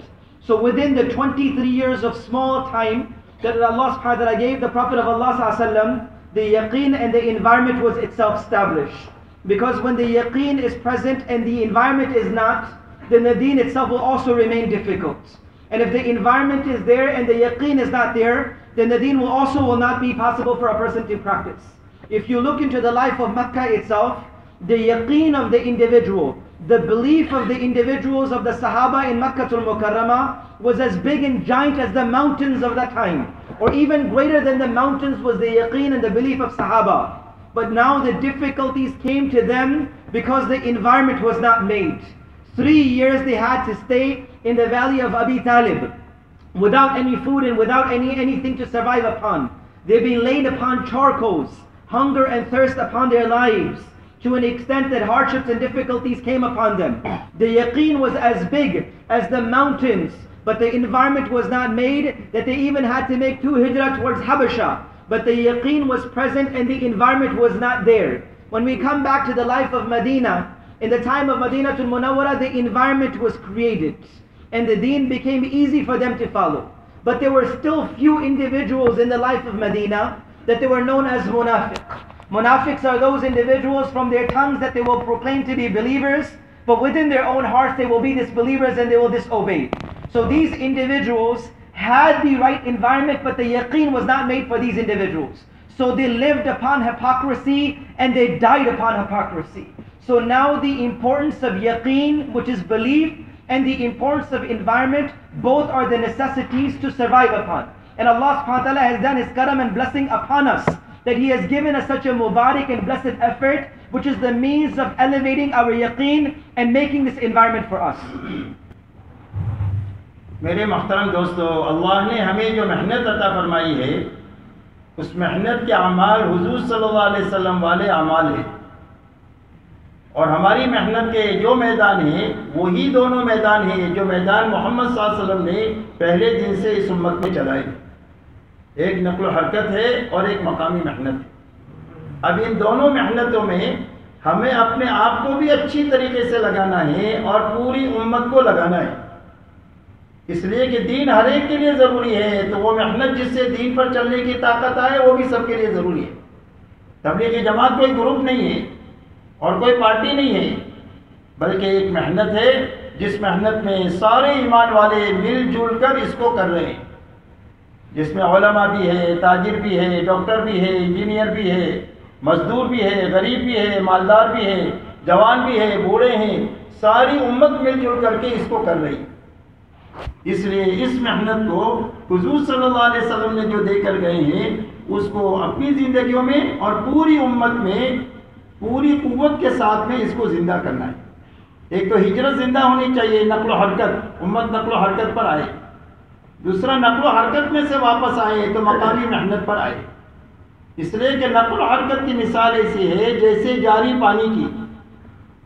پانی جاری ہے تو وہ پاک بھی ہوتا ہے، پاک کرنے والا بھی ہوتا ہے. جو جاری پانی ہے وہ ناپاک نہیں ہوتا، آدمی پیشاب بھی کر لے تو ایسا ہی یہ نقل و حرکت، اس کے اندر میں بھی دو خوبی ہے. جس طرح جانی پانی میں دو خوبی ہے، خود پاک ہے اور دوسرے کو بھی پاک کر دے گا. ناپاک آدمی نہا لے تو پاک ہو جائے گا. ایسا ہی نقل و حرکت ہے کہ امت نقل و حرکت پر رہے گی تو خود نیک رہے گی اور اس کے ہاتھوں نیک لوگ بنتے رہیں گے. خود صالح رہے گی، خود مصلح رہے گی، اپنی ذات سے نیک ہے اور دوسرے لوگوں کے اندر میں اصلاح اور نیکی لانے کا ذریعہ بن جائے گی. اس لیے ایک تو نقل و حرکت بڑھانا. اب الحمدللہ صبح میں کارگزاری ہوئی. اس کارگزاری کی روشنی میں کام کی جو سطح اپنے سامنے آئی ہے وہ یہ آئی ہے کہ اپنے یہاں 64 مسجدوں میں 5 کام ہوتے ہیں. 168 مسجدوں میں بعض اعمال ہوتے ہیں. 829 مسجد مصلی میں سے ہمارے پاس میں جو عملہ ہے تقریباً 668 کا 4 مہینہ لگایا ہوا اور سال لگائے ہوئے علماء کا ہے. اور 1113 ساتھی جو ہے وہ چلہ لگائے ہوئے ہیں اور اس میں وہ علماء بھی ہے کہ جن کے 4 مہینے چلے لگے ہیں. یعنی ہمارے پاس تقریباً 1800 کا عملہ ہے. اب ہمارے یہاں خروج کا جو نظام ہے اس کے اندر میں 94 جماعتیں چلے کی نکلی، 92 جماعتیں نکلی، اور 8 اور 9 جماعتیں اپنے پورے سال میں 4 مہینے کی نکلی. ہر مہینے میں 124 جماعتیں 3 دن کی نکلتی ہے. مستورات کی عاشرے کی 10 جماعتیں نکلی اور چلے کی 1 جماعت نکلی اور مہینے اور پورے سال میں 124 جماعتیں 3 دن کی نکلی. یہ ہمارے کام کی سطح ہے اور اس سطح کے ساتھ استعداد کو بھی ہمیں سمجھنا ہے کہ ہمارا جو عملہ ہے 1800 کا یہ تقریباً 64 مسجدوں کے اطراف میں ہے. کہ بھائی کہاں ہے؟ جن مسجدوں میں کام ہوتا ہے اس کے اطراف میں ہے اور وہ 64 مسجدیں ہیں. اس کے اطراف میں یہ 1800 کا مجمع ہے. تو ایک مسجد کے اندر میں تقریباً 30 کے قریب ساتھی ہوں گے. کتنے ہوں گے؟ 30 کے قریب ساتھی. اب آپ یہ بتاؤ ایک مسجد والے اگر 30 کے ساتھیوں کو وصول کر کے کام پر لگانا چاہے تو آسانی سے لگ سکتے کہ نہیں لگ سکتے؟ اس لیے کہ کوئی ایک آدمی ان سب کو لگانا چاہے تو نہیں لگا سکتا. کوئی ایک مرکز سے آپ ان کو لگانے کی کوشش کریں تو نہیں لگا سکتے. لیکن اگر ہر مسجد والا اپنی فکر میں اس کو لے لے کیونکہ بھائی 4 مہینے میں 6 مہینے میں سال بھر میں سارے ساتھیوں کو آسانی کے ساتھ لگا سکتے ہیں کہ نہیں لگا سکتے؟ کہ بات میری سمجھ میں آ رہی ہے؟ اچھی طرح اس کو لینا ہے. بہت میں کام کی مضبوط بات آپ سے کر رہا ہوں. اللہ تعالیٰ قبول فرما دے. آمین. تو آپ کے یہ جو 30 ساتھی ایک مسجد کے اطراف میں ہیں تو ہر مسجد کے ساتھی اپنے ان 30 ساتھیوں کو ٹارگیٹ بناوے کہ ان کا سالانہ، ماہانہ اور یومیہ وقت محبت کے راستے سے، اخلاق کے راستے سے، کھلانے پلانے کے راستے سے، اللہ کے سامنے آہوزاری کر کے دعا کے راستے سے ان کو سب کو کام پر لگانا ہے اور اسی کے ساتھ نئےوں پر محنت کرنا ہے. اب اس عملے کو سمیٹنے کا کیا راستہ؟ اس عملے کو سمیٹنے کا راستہ یہ ہے کہ اگر 30 ساتھی آپ کی مسجد میں ہیں تو اس کے اندر میں 10 ساتھی وہ ہوں گے کہ جو ہے وہ جماعت کو چلا سکتے ہیں. ایسے ہوں گے جن کے 4 مہینے لگے، یہ سال لگا ہے علماء کا. کچھ ساتھی ایسے ہوں گے 1-2 ساتھی کہ جو معاون بن سکتے ہیں، ذمہ دار نہیں بن سکتے.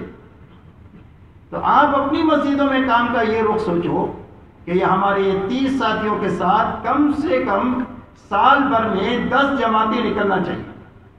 3 آدمی پرانے اور 7 آدمی نئے. یہ بات سمجھ میں آ رہی میری؟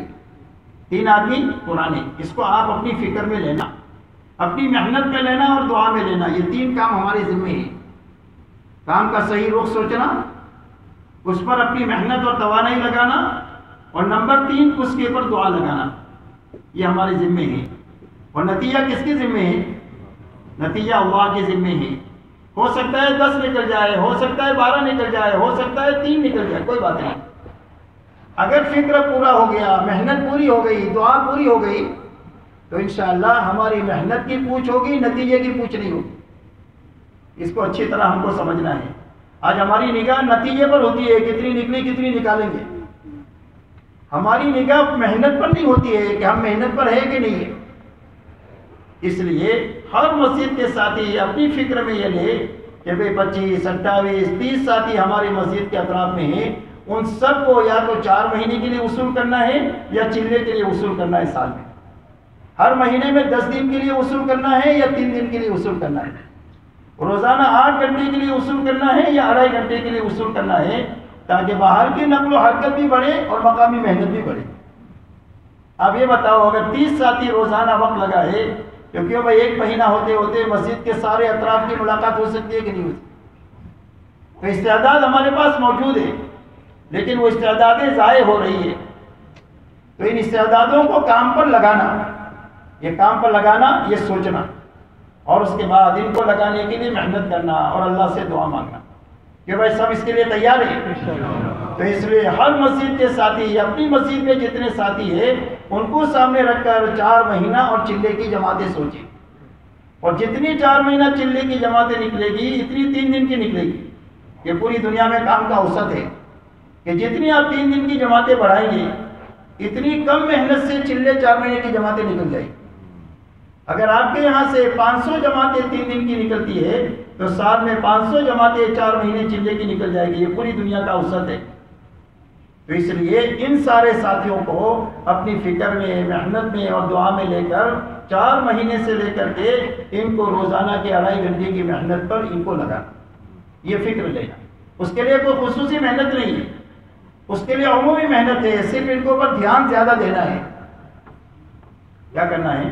عمومی محنت ہے، اس کے اوپر دھیان تھوڑا سا زیادہ دینا ہے اور تھوڑا سا دعا کی مقدار بڑھانا ہے. انشاءاللہ سال 6 مہینے میں 12 مہینے میں کام ہو جائے.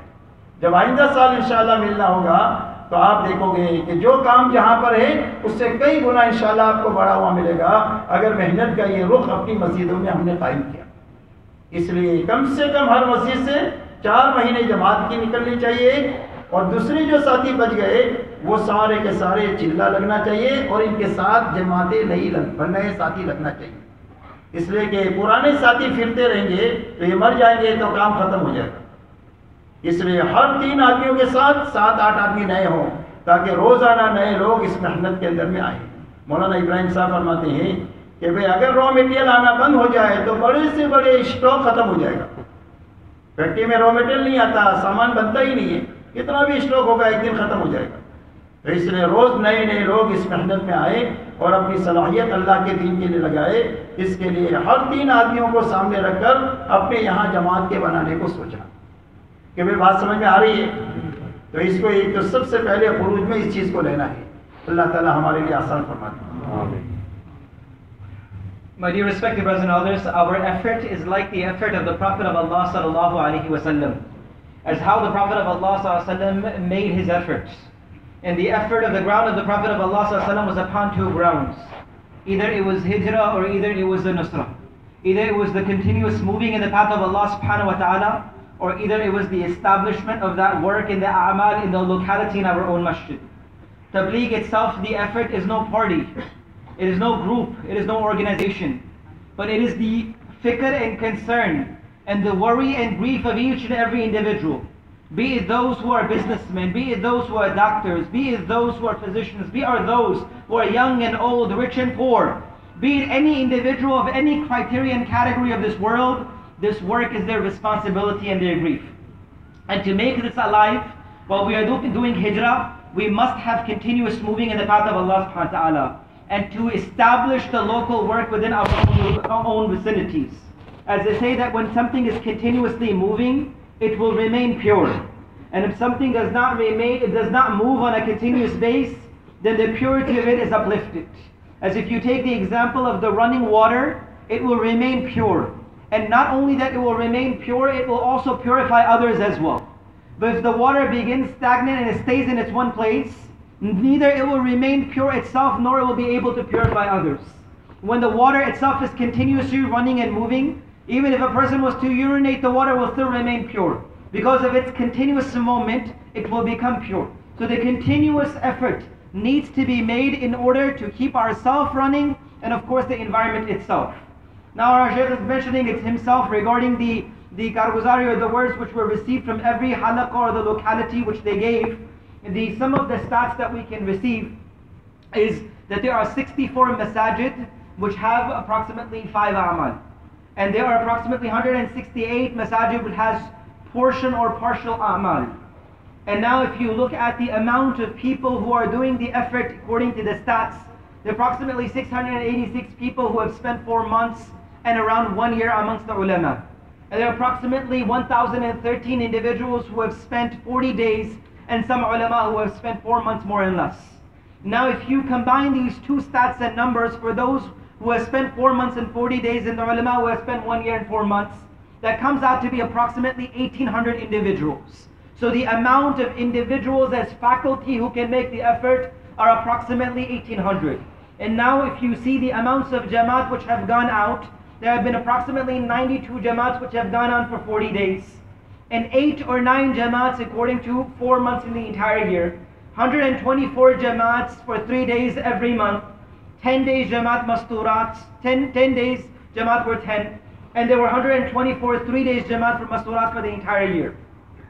So if we look at the work with the stats which are present in front of us, 1,800 individuals who have spent the time, and now 64 masajid. So if you divide them, approximately every masjid gets 30 individuals. So if you have 1,800 people who are continuously doing the work, and there are 64 masajid which are active with 5 a'mal, that means that 30 brothers are surrounding every masjid. So there are 30 individual key figures who are present around every single masjid who can be involved in doing the effort.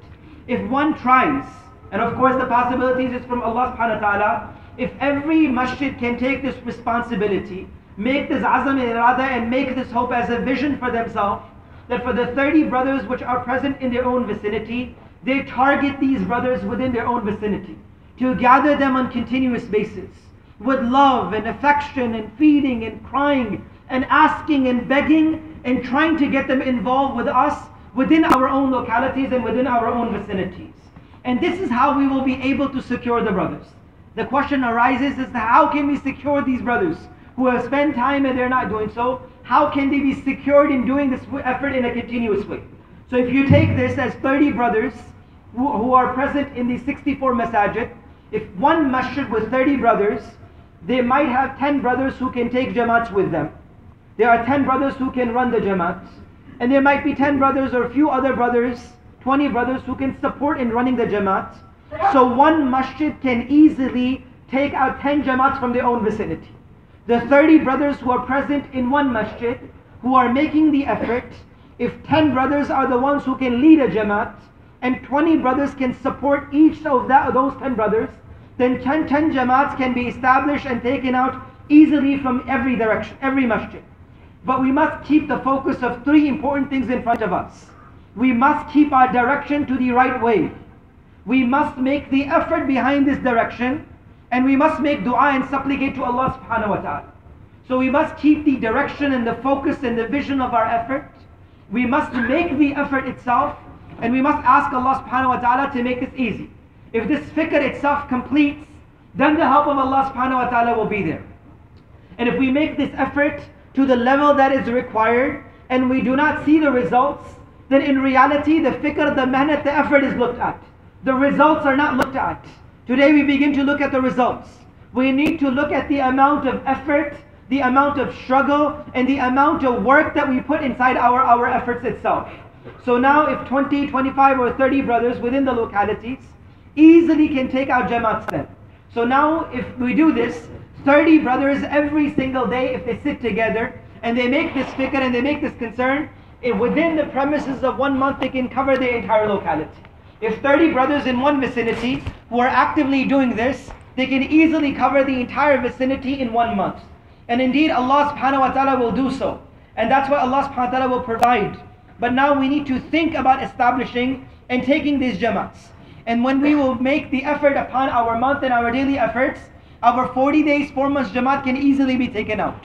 He says this is the stat from across the globe, that the amount of jamaats which are made for 3 days, parallel to that are the amounts for 40 days and 4 months. If a person is taking out 500 3 days Jamaat, then they are able to, the capacity of taking 540 days Jamaats as well, or 4 months Jamaats along with that. So we must take back this fiqh.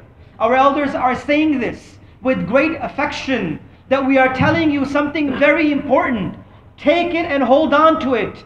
Practice it and you will see changes in your lives and the lives around others. And he's emphasizing on the importance of taking this and practicing this within our lives. And of course, increasing our efforts and increasing our dua as well. And our Shaykh is mentioning that next time when we meet ourselves next year, inshallah, then we will be able to see a huge difference in the amounts of effort which has been done now and which can be done afterwards. So 1 4-month Jamaat, and the rest brothers who can spend 40 days, continuously this will go on so. And along with this effort that we have the old brothers going, we have the new brothers to also accompany us. As 3 brothers who have previously spent time, and 7 new brothers. So 30 brothers in one locality, 10 Jamaats. 3 brothers who have spent time previously, 7 new brothers that can easily make 10 full Jamaats in one masjid. And they can continuously make the effort. If we have the old brothers and now we don't have the new brothers making and coming into this effort, this cannot also be a successful effort. As Maulana Ibrahim Damat Barakatuh mentions, and he said, he gave this analogy, an example, that if you have a huge industry, if you have a huge manufacturing plant, but if you do not get raw material inside of this industry or this plant, nothing will be produced from this. Even though the industry is worth millions, but it will not produce any material, it will not produce any items which can be sold and can have any benefit. So if there's no raw material coming in, there can be no benefit from it. So those who have spent time must go on, and for those who are new, take them along with us and continuously go with them in the effort. اب میرے دوستو، ان سارے ساتھیوں کو وصول کرنے کے لیے اور نئے نئے لوگوں کو اس محنت میں لگانے کے لیے مقامی محنت ہے. اگر یہ مقامی محنت صحیح رخ سے ہو جائے تو انشاءاللہ جتنا ہم سوچتے ہیں اور وعدے کرتے ہیں اس سے زیادہ کام ہو جائے گا. اس لیے مقامی محنت میں چند باتیں ہیں. ایک بات تو یہ ہے کہ مقامی کام کرنے کے لیے ہر مسجد والے مقامی محنت کے لیے میدان تیار کریں. جیسے فٹ بال کے لیے آدمی میدان تیار کرتا ہے پھر کھیلتا ہے، اس طرح دعوت کے کام کے لیے بھی اپنا میدان تیار کرنا. تو میدان تیار کرنے کے معنی کیا ہے کہ ہر مسجد والے اپنی مسجد کے اطراف میں کتنے ایمان والوں کے گھر ہیں اور کتنے بالغ مرد ہیں، یہ ہماری ہر جماعت کے علم میں ہونا چاہیے. اس لیے کہ ہمارا یہ اسٹاک ہے. اگر یہ اسٹاک آپ کے دھیان میں نہیں ہوگا تو ڈیڈ اسٹاک ہو جائے گا. ایک آدمی اپنی تجارت میں اس کے سامنے اسٹاک ہی نہیں ہے تو نیا خریدتا جائے گا، پرانا ڈیڈ اسٹاک ہوتا جائے گا. تو اس لیے اپنے مسجد کے اطراف میں جتنے ایمان والے ہیں، جتنے گھر ہیں اور جتنے ایمان والے ہیں، چاہے وہ کہیں کے بھی ہوں، ایسا نہیں کہ بھئی ایک ملک والے ہیں تو اپنے ملک والوں کو دیکھے کہ وہ ہندوستانی سے ملے، یا بنگلہ دیش والے بنگلہ دیش والوں سے ملے. نہیں، کہ جتنے ایمان والے ہماری مسجد کے اطراف میں ہیں ان ساروں کے ملنے کا نظام ہو اور سارے ہمارے علموں میں ہو. کوئی بھی ہماری نظر سے پوشیدہ نہ ہو اور کوئی بھی ہمارے علم سے باہر نہ ہو. اس لیے سب سے پہلے اپنی مسجد کے اطراف کا اچھی طرح جائزہ لے کر دوسرا کام یہ کرنا کہ ہمارے ساتھی جتنے محنت پر ہیں ان ساتھیوں کو آپس میں تقسیم کر لینا. کچھ ساتھی پرانے ہوتے ہیں، کچھ ساتھی نئے ہوتے ہیں 3 دن لگائے ہوئے، تو ہر پرانے کے ساتھ 2 آدمی 3 دن کے لگا دو، وہ ان کے ساتھ کریں گے بھی اور سیکھیں گے بھی. تو اس طریقے سے ساتھیوں کی بھی تقسیم اور علاقے کی بھی تقسیم. مثال کے طور پر مسجد کے اطراف میں 250 گھر ہیں اور ہمارے پاس میں 10 ساتھی جو ہے وہ روزانہ 2.5 گھنٹہ 2 گھنٹہ کچھ کم زیادہ لگاتے ہیں. تو اب 10 ساتھیوں کی آپ 5 جماعت بنا دو. اب 5 جماعت پر اگر آپ 250 گھروں کو تقسیم کرو گے، کیونکہ بھائی ایک جماعت کے حصے میں کتنے گھر آئیں گے؟ 50 گھر آئیں گے ایک جماعت کے حصے میں. اب اگر یہ روز 2 گھر کی بھی ملاقات کریں، کیونکہ وہ 25 دن میں 1 مہینے میں پورا ہو جائے گا کہ نہیں؟ یعنی 1 مہینے کا جو کام ہے وہ سال سے بھی ہمارا پورا نہیں ہو رہا ہے. اگر اپنی مسجدوں کا ہم جائزہ لیں گے تو سال سے ہم اس مسجد میں محنت کر رہے ہیں لیکن ابھی تک 100% تک نہیں پہنچے. حالانکہ اگر صحیح روپ سے محنت شروع کر دے تو وہ 1 مہینے کا کام ہے. जब एक महीने में आप उसके पास पहुंचेंगे और दूसरी मर्तबा दूसरे महीने में पहुंचेंगे तो पहली मुलाकात का असर बाकी होगा और आप पहुंचेंगे। एक आदमी को आपने जनवरी में मिले, उसके बाद आइंदा साल दिसंबर में मिलेंगे, तो आप बताओ आपकी मुलाकात का असर बाकी होगा या ख़त्म हो गया होगा? तो मुलाकात का असर ख़त्म हो गया तो तामीरी काम नहीं होगा। तामीरी काम उस वक्त में होगा कि एक मुलाकात किया है, थोड़े दिनों के बाद फिर मिले। तुम्हें पहले तो आदमी ने सुना ही नहीं था, आपके बाद थोड़ा सा नरम हुआ, तीसरी मुलाकात के अंदर में थोड़ा सा सुना, चौथी मुलाकात में हूँ हाँ किया, पांचवी मुलाकात में तैयार हो गया कि भाई मैं आपके साथ 3 दिन चलूँ। ये तामीरी काम है। तो तामीरी काम उसी वक्त में हो सकता है कि 1 महीना होते होते हमारी मस्जिद के अतराफ में जितने ईमान वाले घर है, कोई घर छूटना नहीं चाहिए और कोई फ़र्द छूटना नहीं चाहिए। इसलिए अपने इलाके को भी तकसीम करना और अपने साथियों को भी तकसीम करना। 1 नंबर जमात है 1 से लेकर के 50 तक काम करेगी, दूसरी जमात है 51 से लेकर 100 तक काम करेगी, तीसरी जमात 101 से लेकर 150 तक करेगी। तो इस तरीके से हर जमात को अपनी मेहनत का नफ़ा दिखेगा। हर जमात को अपनी मेहनत का नफ़ा, कि 1 महीना मेहनत किया हमने, 10 आदमी नमाजी पढ़े, 2 आदमियों ने शराब से तौबा किया, 5 आदमियों ने सुन्नत के पर अमल करना शुरू किया। तो जब जमात को अपना नफ़ा दिखेगा मेहनत का, तो तबीयत काम पर चलेगी, चलाना नहीं पड़ेगा। जब नफ़ा दिखेगा तब मेहनत का तो तबीयत को चलाना नहीं पड़ेगा, तबीयत तो खूब चलेगी, रोकने से भी रुकेगा नहीं जब अपनी मेहनत का नफ़ा दिखेगा।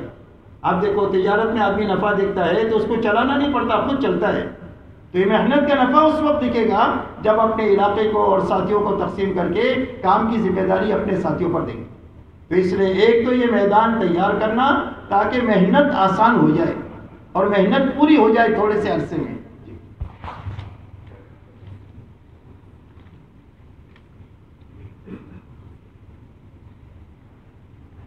So now, my dear respected brothers and elders, we have to take the brothers who have spent time previously and those who are new to the effort, and then we need to make and establish our local effort. But in order to establish our local effort, we must understand few fundamentals and basic things, and essential things in order to establish our local effort. The first and the foremost thing is that we must create the ground of effort in our locality. And what does it mean to create the ground of the effort? Like when you play football, when you play any sports, you make that ground easy so you can play comfortably upon it. So what does it mean to create a ground for our effort? That means that we must realize and understand that every single adult male who's living within our own vicinity and every single house of Muslims which are present within our own locality should be in front of us. And it should not be dependent upon their ethnicity and their culture and their race or their languages. It should not be that we think that we are only going to go meet the Indians or the people from Bangladesh, but we will go and meet them as an ummah. We'll meet them in each and every individual. So it should not be categorized according to their race and cultures, but it should be the entire environment in our vicinity and our locality. That there should be no one hidden from our eyes, which is in our own areas, in our own locality, that we do not reach out to. On this, what will happen? The second thing that we must do in our locality, the first one is to make the ground, knowing each and every individual within our own cross approximately and vicinity. The second second step of the effort is that we spread our brothers and our locality equally so the work can be done properly. So for example, if there is one old worker and 2 brothers who are new, who have spent few times, join them together to make one jamaat to make the effort. So if the example is given that in one locality that there are 250 houses, there's one locality which has 250 houses, and there are maybe 10 brothers who are giving some time or little time every single day. So from these 10 brothers we can easily make 5 jamaats. And if 5 jamaats are made to meet 250 people, that means that there are 50 houses to each jamaat which has been made. So over the course of time, if every individual, every jamaat was to meet 2 individual houses, that means that within the course of 25 to 30 days, the entire 250 houses can be covered. So the effort which can be done in 25 to 30 days, it's been years of efforts in our locality that we have not been able to do so. It's been years in our own localities that we have not been able to cover 100% of the people in our locality. the effort which can be only done in 25 to 30 days if it is done in the right structural way. So we must make sure that the work is done in that level. And in one month you will see the work and the level of the work increase tremendously. Now if a person makes the mulaqat and effort in such ways which is being done now, that we meet an individual in the month of January now, and then we meet them in next December, so now the effect of da'wah and meeting has already left this individual. If a person has met an individual one, and the second month this person starts to kind of listen, the first month did not even pay attention, the third month the person becomes more inclined, the fourth month the person begins to listen, and the fifth month the person will walk with this person and say, I will come with you. So the effect will be more if a month the effort is made continuously amongst them. So what we need to do is constructive effort. We need to make constructive effort upon them. That there should be no home, there should be no individual who should be left within our own vicinity that we do not go see them. So the locality and the brothers must be divided and structured in such a way that each and every individual should be utilized and each and everything should be covered. When effort will be made in such constructive way, then the benefit and results will come in front of us. When we will make these efforts as Jamaat and individuals, we will begin to see the results in front of us. Maybe the Jamaat themselves will say that within the effort of 1 month, we had 10 people who began to make salah. We had 2 people who had stopped drinking alcohol in their lives.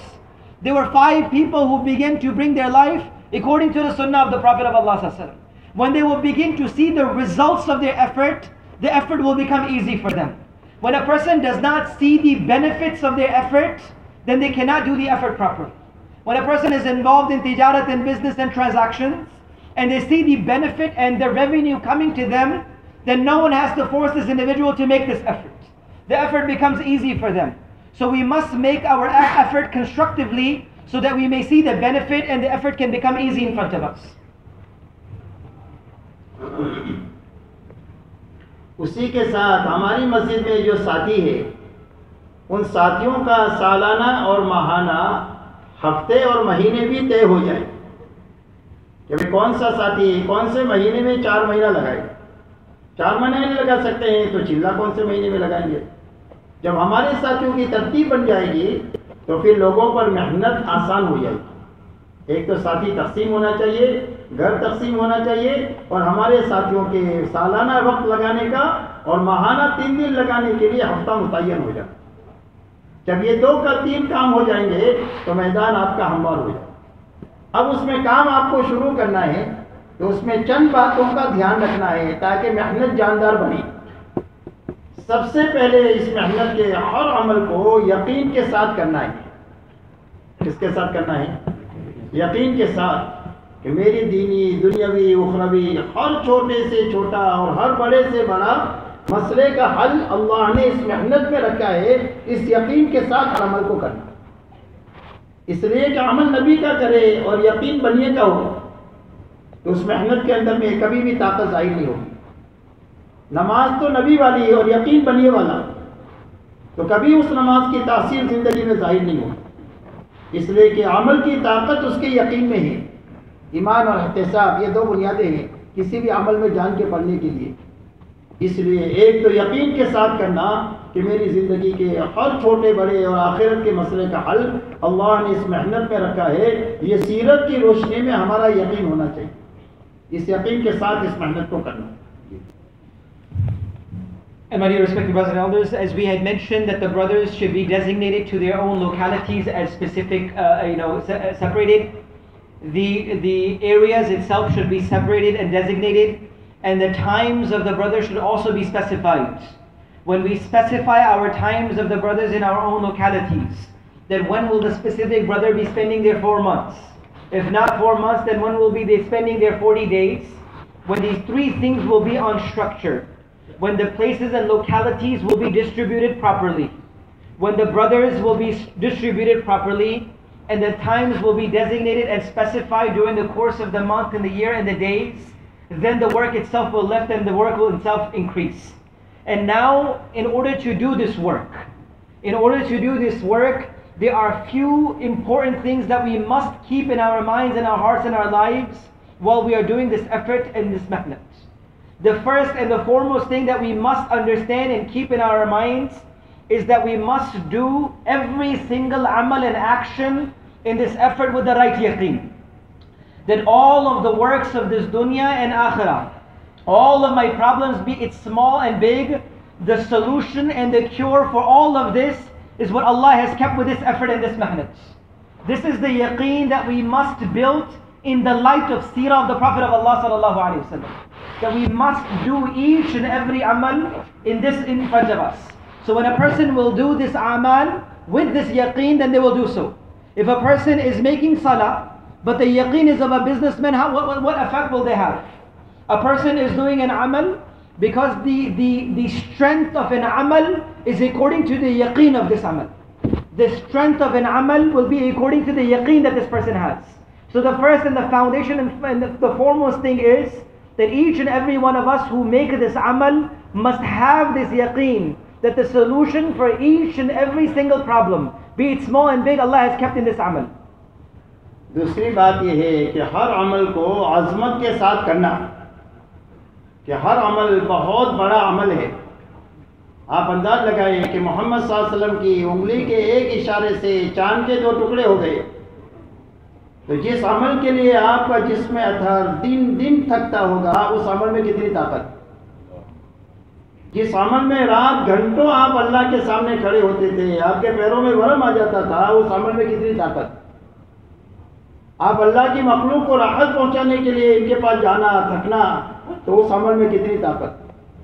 تو ہر عمل کو اس کی عظمت کے ساتھ میں کرنا، اس لیے کہ عمل کا ہلکا پن ہوگا تو ہلکا پن اس کو کبھی صحیح رخ پر ہونے نہیں دے گا. اس لیے عمل کا ہلکا پن نہیں، بلکہ عمل کی عظمت اور اس کی بڑائی اور بزرگی کے ساتھ، دھیان کے ساتھ ہر عمل کو کرنا بہت ہی مضبوط اور طاقتور اعمال ہے.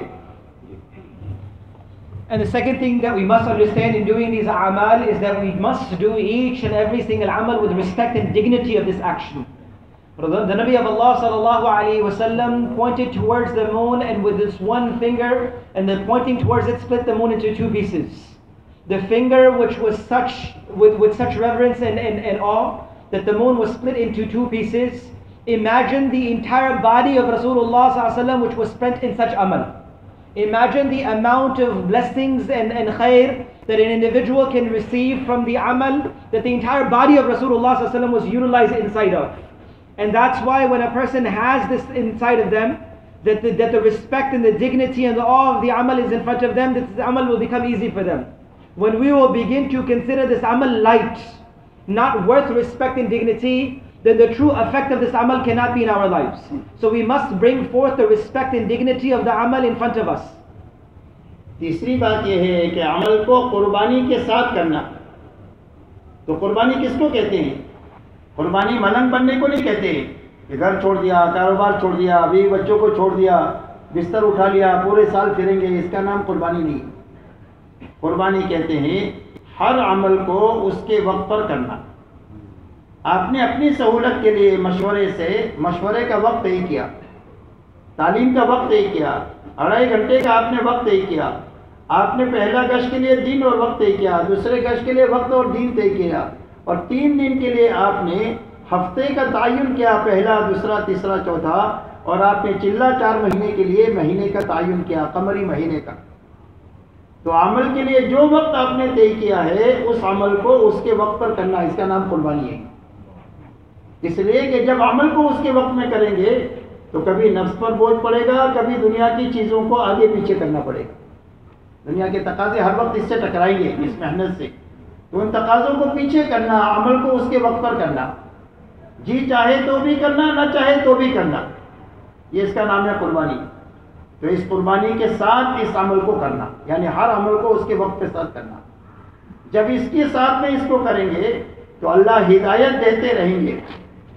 اس لیے کہ ہدایت اللہ کے خزانے کی اتنی بڑی نعمت ہے کہ اس کی کوئی حد ہی نہیں ہے. تو موت تک ہدایت پہ ترقی کرتا رہے گا. یہ دوسرا انعام اللہ حلال روزی اپنے خزانے سے دیں گے قربانی کے ساتھ چلتے رہنے کی بنیاد پر. تیسرا انعام اللہ یہ دیں گے کہ ناگواری کے حالات ختم کر کے اللہ عافیت کے حالات پیدا کر دیں گے. इनफरादी ज़िंदगी में, इज्तिमाई ज़िंदगी में अल्लाह आफियत के हालात पैदा कर देंगे, जिसकी वजह से जीना भी आसान हो जाए और मरना भी आसान हो जाए। और अल्लाह चौथा इनाम कुर्बानी के साथ चलने रहने पर जो देंगे वो दुआओं में कबूलियत अता फरमाएंगे। दुनिया हालात का घर है, कभी हाल आएगा अल्लाह से कहेंगे तो उस हाल को अल्लाह ज़ाहिर कर देंगे, अपनी कुदरत से करेंगे। हाल अल्लाह ही की तरफ से आता है, अल्लाह ही की तरफ से उसका हाल आता है, तो अल्लाह दुआओं में कबूलियत देंगे, तो जिसकी वजह से दुनिया और आखिरत के सारे मसाइल हल हो जाएंगे। इसलिए यकीन के साथ करना, अज़मत के साथ करना और कुर्बानी के साथ इस अमल को करना।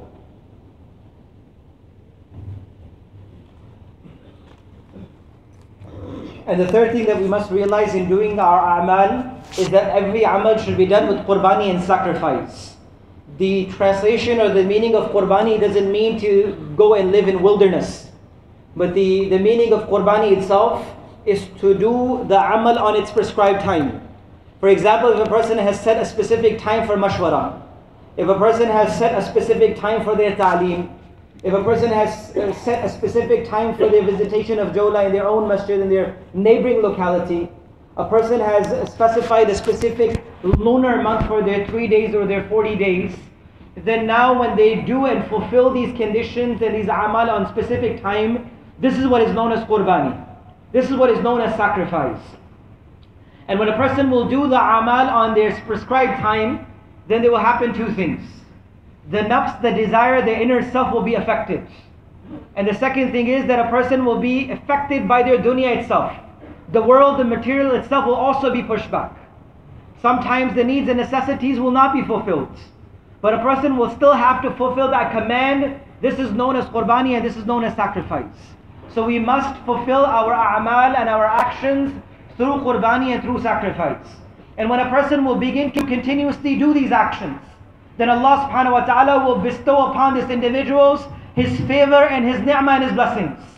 And the ni'mah and the favors of Allah subhanahu wa ta'ala are endless. That this person will enjoy the ni'mah of Allah until their last breath. And what are the ni'mats of Allah subhanahu wa ta'ala? What are the blessings of Allah subhanahu wa ta'ala? The first and foremost is that Allah subhanahu wa ta'ala will give them the life of hidayat and guidance till their last breath, that Allah will protect and preserve them.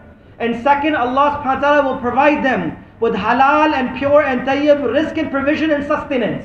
And third, that Allah subhanahu wa ta'ala will protect and preserve these individuals from the calamities and difficulties and provide for this individual comfort and afiyat. That in the times of difficulty and hardship, this person will live with ease. Their life will be with ease, their death will be with ease. And fourth thing Allah subhanahu wa ta'ala will provide with them is that Allah subhanahu wa ta'ala will give them the acceptability of their dua. That when the times of difficulty will come, they will raise their hands and Allah will accept their dua. Because this world is a place of struggle and difficulty. And whenever they are touched with difficulties and hardships, they will turn towards Allah with supplication and dua, and Allah subhanahu wa ta'ala will accept their dua. So three things must be in every single of our amal: yaqeen and the firmness of belief in our actions. The second, azmat and respect and dignity of this action. And the fourth itself is to do this amal with sacrifice and qurbani. उसी के साथ में इसके सारे अमाल को सही तरतीब के साथ करना, ये चौथी बात। हमारे ज़िम्मे गुठली को ज़मीन में सही दफन करना है बस, बाकी आगे उगाना अल्लाह का काम है। नुत्फे को सही जगह पहुंचाना ये हमारा काम है, और इंसान बनाना ये अल्लाह का काम है। इसलिए मेहनत के सारे अमाल को सही तरतीब के साथ करना। जब सही तरतीब के साथ इन अमाल को करेंगे तो अल्लाह ने इस अमाल के अंदर में हर आदमी को मिजाज नबूवत पर पहुंचने की ताकत रखी है। और अल्लाह ताला ने इन अमाल में हर मस्जिद को मस्जिद नबी के नमूने पर बनाने की ताकत रखी है। हर ईमान वाले के घर को सहाबा जैसा घर बनाने की ताकत इन अमाल में रखी है। और हर शहर और बस्ती को मदीना जैसे बनाने की ताकत अल्लाह ने इन अमाल में रखी है। शर्त यह है कि इसको सही तरीके से करना, सही तरतीब से करना। जब सही तरतीब से करेंगे तो अल्लाह इसके नताइज को मुरतब करेंगे, हमारी ज़िंदगी में भी, हमारे घराने में भी और आलम के अंदर में। And the fourth thing that we must realize in doing our actions is that the amal and the action must be done in the right way. That they must be done in the right position and the right way that the amal and the actions are supposed to be done. When we sow the seed in the right and in the proper manner, then in reality Allah subhanahu wa ta'ala shows us the results. When the fertilization of a human being happens, when the liquids are present in the right form and places, Allah subhanahu wa ta'ala gives the fertilization of a child. So when it's done in the right place, in the right form, then Allah subhanahu wa ta'ala shows the results. When our efforts will be done in the right manner, then Allah subhanahu wa ta'ala will show us the results. That Allah subhanahu wa ta'ala has put capacity and capabilities in every single man to achieve to this level. Allah subhanahu wa ta'ala has put enough capacity in every single masjid to become like the masjid of the Nabi of Allah sallallahu alayhi wasallam. And Allah subhanahu wa ta'ala has put enough capacity in every locality to become like the locality which was at the time of the Nabi of Allah sallallahu alayhi wasallam. But the only case is that the a'mal and the actions must be done in the right manner and the right way and the prescribed way. اب میرے محترم دوستو، جو اعمال ہیں ان اعمال میں سب سے پہلا عمل ہے مشورے کا، کہ ہر ایمان والا اللہ کے گھر میں بیٹھ کر یہ سوچے کہ میری ذات سے لے کر دنیا کے آخری کونے تک اللہ کا دین ہر ایک انسان کی زندگی میں کیسے آ جائے. اس سوچ اور فکر کو لے کر کے مسجد میں بیٹھے. جب آپ نے کام کے لیے میدان تیار کر لیا تو ہر ایک آدمی کو معلوم ہے کہ میرا میدان کیا ہے. پہلی جماعت کو معلوم ہے کہ 1 سے لے کر 50 تک مجھے ملاقات کرنا ہے. تو روز سوچنے کی ضرورت نہیں ہے اس جماعت کو کہ کس سے ملیں گے. اس جماعت کو تو معلوم ہے کہ ان کی ملاقات ہوئی ہے، یہ باقی ہے. اتنے دن پہلے ان کی ملاقات ہوئی تھی، اب دوبارہ کرنا چاہیے، ان کے سامنے کام ہے. تو تھوڑے سے وقت میں آپ کا مشورہ ہو جائے گا، اس میں زیادہ وقت آپ کو لگے گا نہیں. اس لیے کہ مشورے میں جو ہے وہ 2 ہی کام ہیں. کل کی کارگزاری لینا ہے، آج کے کام کی تقسیم ہے. کل کا کیا کرنا ہے؟ کارگزاری لینا ہے کہ 5 جماعتوں نے کل کیا کیا. اب ایک جماعت نے آپ کو کارگزاری سنائی کہ ہم 3 گھر والوں سے ملے. اس میں ایک ساتھی نے چلنے کا ارادہ کیا، ایک نے فلانے مہینے میں، اور ایک ساتھی نے فلانے ہفتے میں 3 دن کے لیے تیار کیا. تو آپ کے پاس بک ہے، اس میں اس کا نام لکھ لو، ہفتہ لکھ لو، مہینہ لکھ لو. دوسری جماعت بتائے گی کہ ہم 3 گھر والوں سے ملے لیکن کوئی تیار نہیں ہوا، لیکن مسجد کو وقت دینے کے لیے تیار ہوا ہے کہ بھئی ہم فلانے وقت میں آپ کے ساتھ مسجد میں وقت لگائیں. تو آپ اپنے دھیان میں رکھو گے فلانا ساتھی سے اپنے کو مسجد کے لیے وقت وصول کرنا ہے. تیسری جماعت نے اپنی کارگزاری سنائی کہ ہم 3 آدمیوں سے ملے، اس کے اندر میں ایک آدمی نماز کے لیے نہیں آتا تھا، الحمدللہ ہمارے ساتھ نماز شروع کر دی. تو ایک تو کارگزاری لینا ہے یہ 3ویں جماعت کی. کسی سے کام ہوا ہے تو واہ واہ کرنا، نہیں کام ہوا ہے تو ڈانٹنا ڈپٹنا نہیں. کسی جماعت میں کام نہیں ہوا کسی وجہ سے تو اس کو ڈانٹنا ڈپٹنا نہیں. ہمارے یہاں یہ نہیں ہے، کیوں نہیں کیا؟ ہمارے یہاں یہ نہیں ہے، کیوں نہیں کیا؟ اگر کیا ہے تو ہم اس کو شاباشی دیں گے، نہیں کیا ہے تو ہم اس کو کہیں گے کہ کوئی بات نہیں ہے، اگر کسی وجہ سے نہیں ہوا تو کل کا جو تقاضا تھا وہ آج پورا کر. جب ساتھیوں کو آپ ڈانٹیں گے ڈپٹیں گے تو ساتھی آپ سے دور بھاگیں گے.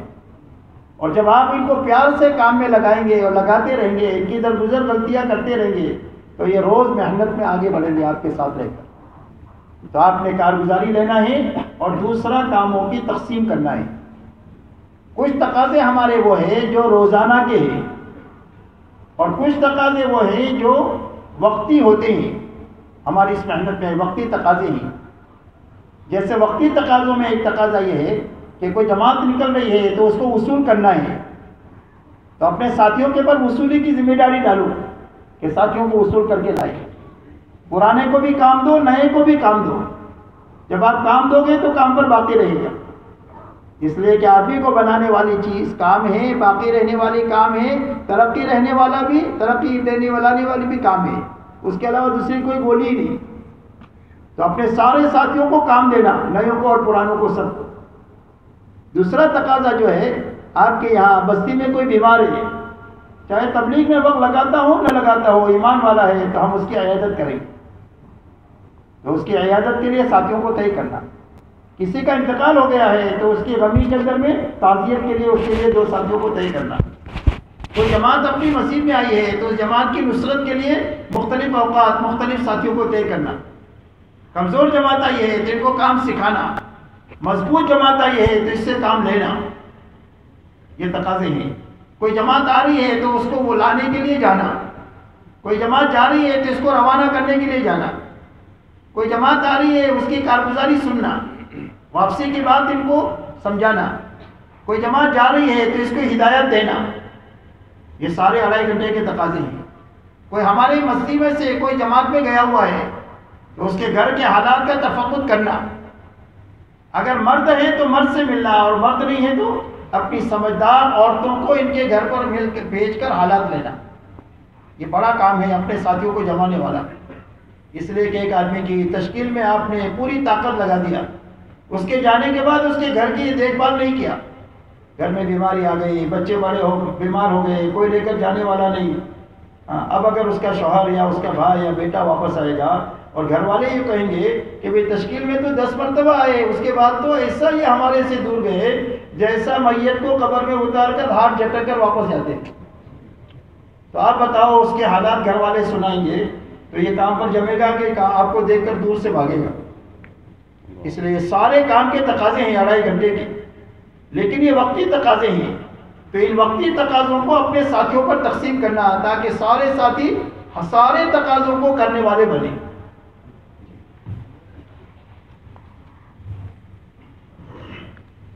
My dear respected brothers and elders, from amongst the amal that are just mentioned to do in specific sifat and qualities, now what are some of those amal? The first and the foremost of those amal and this action is known as mashwara. And mashwara itself is the concern, the worry and the grief of us sitting together for the worry and the hidayat and the guidance of the humanity. And now if a person, how can each and every individual begin to live their life upon deen? Now if every single individual has been allotted and given their responsibility, the mashwara is brief and very quick. Each and every individual knows that 1 to 50 I have to meet, from that number to that number someone else has to meet. So it's very quick and brief if the work has been established properly from its foundation. If constructive work has been done previously, then the mashwara itself is very small but it's very productive. So then less time but more work can be established. In every mashwara that we have, there are 2 important things that should be brought up. Whatever was done yesterday, the outcome of yesterday's work should be brought in front, and whatever are the needs and the necessities to be filled from today should be given out to the brothers. So whatever the response from the yesterday's work should be brought forth, and whatever new work which is needed to be done should be brought forth in front of us. So now for example, if the mashwara is done and one jamaat says that we met three houses, and within the 3 houses we got the brothers ready for 40 days and 3 days and 4 months, now you have a booklet in which you can keep their names and remember that the brothers have given names and now we have to take them at their designated time. The second jamaat gives their karguzari or the words that they had done yesterday, and they said that we went to 3 different houses and no one became ready, but they said that they will come to the masjid and they will give us some time. So now keeping that in mind, knowing that who has given the time to come to the masjid and to follow up with them. The third jamaat says we also went to 3 houses but no one was completely ready, but one person made irada and got ready that will make namaz and salah with us from today. So now the work which will be done, which was done yesterday, should be brought forth. And when the work should be brought in front of us, we should have the sifat and quality of praising our brothers for what good that they have done. And there should be no screaming and yelling and saying that you have not done enough if the work has not been completed. Because when we will praise and when we will give encouragement to our brothers, the work will become strong. This will create love and affection. But with harshness and toughness of not doing the work and saying why you have not done so, this will take the brothers away from us and will cut them away from us. So love and affection within itself.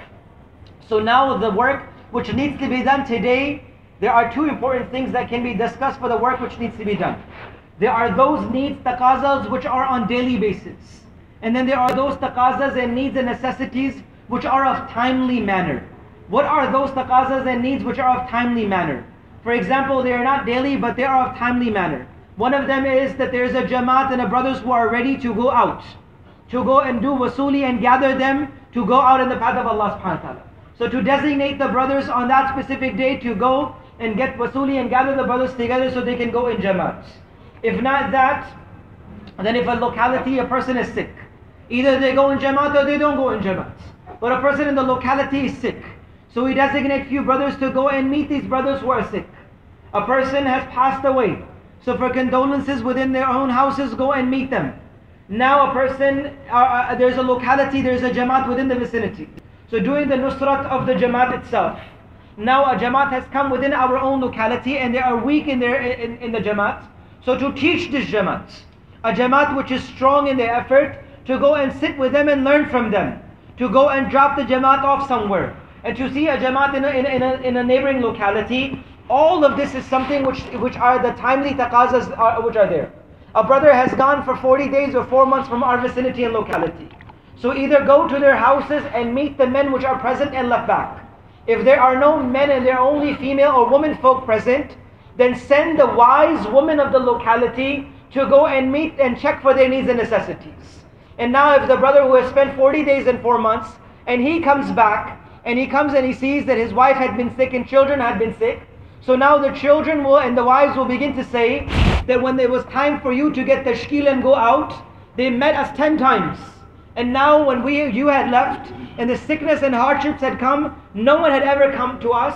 So now this is something which will take this brother away from us and never come back to work.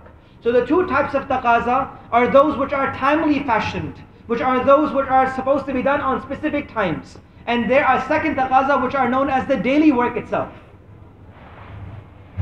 یہ تقاضے سارے وقتی ہے، روز جماعت نہیں ہوتی، نہ نکلتی ہے روز جماعت، نہ روز کوئی بیمار ہوتا ہے، نہ کوئی روز مرتا ہے. یہ سارے وقتی تقاضے ہیں. ان تقاضوں کو اپنے ساتھیوں پر تقسیم کرنا.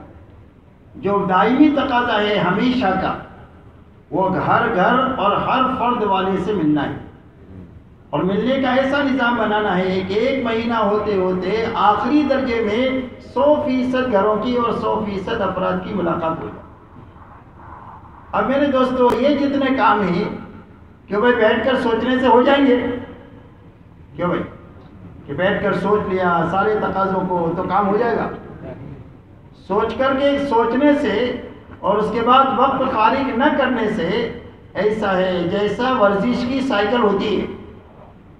ایک سائیکل تو روڈ پر ہوتی ہے جس میں بیٹھ کر آدمی دودھ بیچتا ہے اور اپنی نوکری پر جاتا ہے، اور ایک ورزش گھر میں ہوتی ہے، ورزش کی سائیکل، تو اس پر بیٹھ کر آدمی چلاتا رہتا ہے. میٹر بتاتا ہے کہ 50 کلومیٹر نیو یارک سے آگے نکل گیا تھا، اور وہ سائیکل 1 انچ آگے بڑھی نہیں.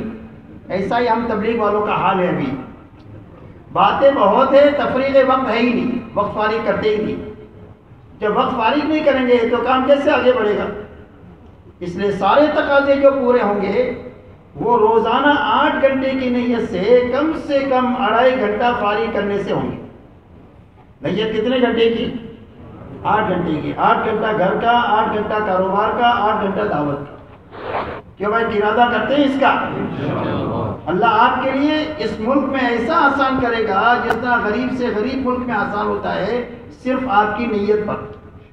اللہ کی طرف سے معاملہ ہے نیت پر. جو نیت کی سچائی اللہ کو دکھائے گا، اللہ اس کے لیے ایسے اسباب پیدا کریں گے کہ وہ چیز کرنا آسان ہو جائے. اس لیے 8 گھنٹے کی نیت سے آپ 2.5 گھنٹہ تو آج سے شروع کرنا ہے. کیوں بھائی کون کون کرے گا یہ بتاؤ؟ پوری دیانت امانت داری کے ساتھ 2.5 گھنٹہ گھڑی دیکھ کر کہ 2.5 گھنٹہ پورا لگانا ہے. جب 2.5 گھنٹہ لگائیں گے تو اب انشاءاللہ کام ہو جائے گا. یہ 2.5 گھنٹہ اتنا طاقتور ہے، گھر گھر کی ہر فرد کی ملاقات، کہ آپ کے سال کا نقصان چند مہینوں میں پورا ہو جائے. ہمارے یہاں ایک مرتبہ حلقے کی مسجدوں کا جوڑ تھا. ایک جماعت نے آ کر کارگزاری سنائی کہ ہمارے یہاں 2 جماعتیں نکلتی ابھی 3 نکالیں گے. تو ہمارے ساتھی نے کہا کہ 2-3 کے چکر میں پڑو مت، تم تو محنت کا صحیح رخ سوچو کہ ہم کو صحیح محنت کرنا ہے. ویسے تمہاری مسجد میں 13 جماعتوں کی استعداد ہے، 40 آدمی 4 مہینے والے ہیں. اگر 3 آدمی ایک جماعت میں ہو تو 13 جماعتیں نکل سکتی. تو ساتھیوں نے ماشاءاللہ دل پر لیا اور جا کر اپنی مسجد میں 8 جماعتیں بنائی. 4 جماعتیں مغرب سے عشاء تک، 4 جماعتیں عشاء کے بعد. پورے علاقے کو تقسیم کیا کہ 30 گھر اور 10 دکانیں ایک جماعت کے لیے، دوسری جماعت کے لیے 30 گھر اور 10 دکانیں. ایسا یہ تھا، کامرشیل بھی اور ریسیڈنٹ بھی. تو اب جب 4 جماعتوں نے مغرب کے بعد کام شروع کیا، ایک گھر ایک فرد سے ملنا. دوسری جماعت نے عشاء کے بعد شروع کیا. آپ یقین مانو جہاں 12-14 آدمی مہینے میں نکلتے تھے اور وہ بھی صرف بچے نکلتے تھے، کام اترتے اترتے بچوں میں چلا گیا تھا. تو اس مہینے میں 125 آدمیوں نے 3 دن لگائے. اس میں بڑے سے بڑا انڈسٹریز تھیلی لے کر آ رہا ہے, بڑے سے بڑا بزنس مین تھیلی لے کر آ رہا ہے. یہاں تک کہ ساتھی رو پڑے اس کو دیکھ کر کہ اللہ تعالیٰ کتنے ذرہ نواز ہے کہ تھوڑی سی محنت پر اللہ نے اتنا بڑا نتیجہ دکھایا.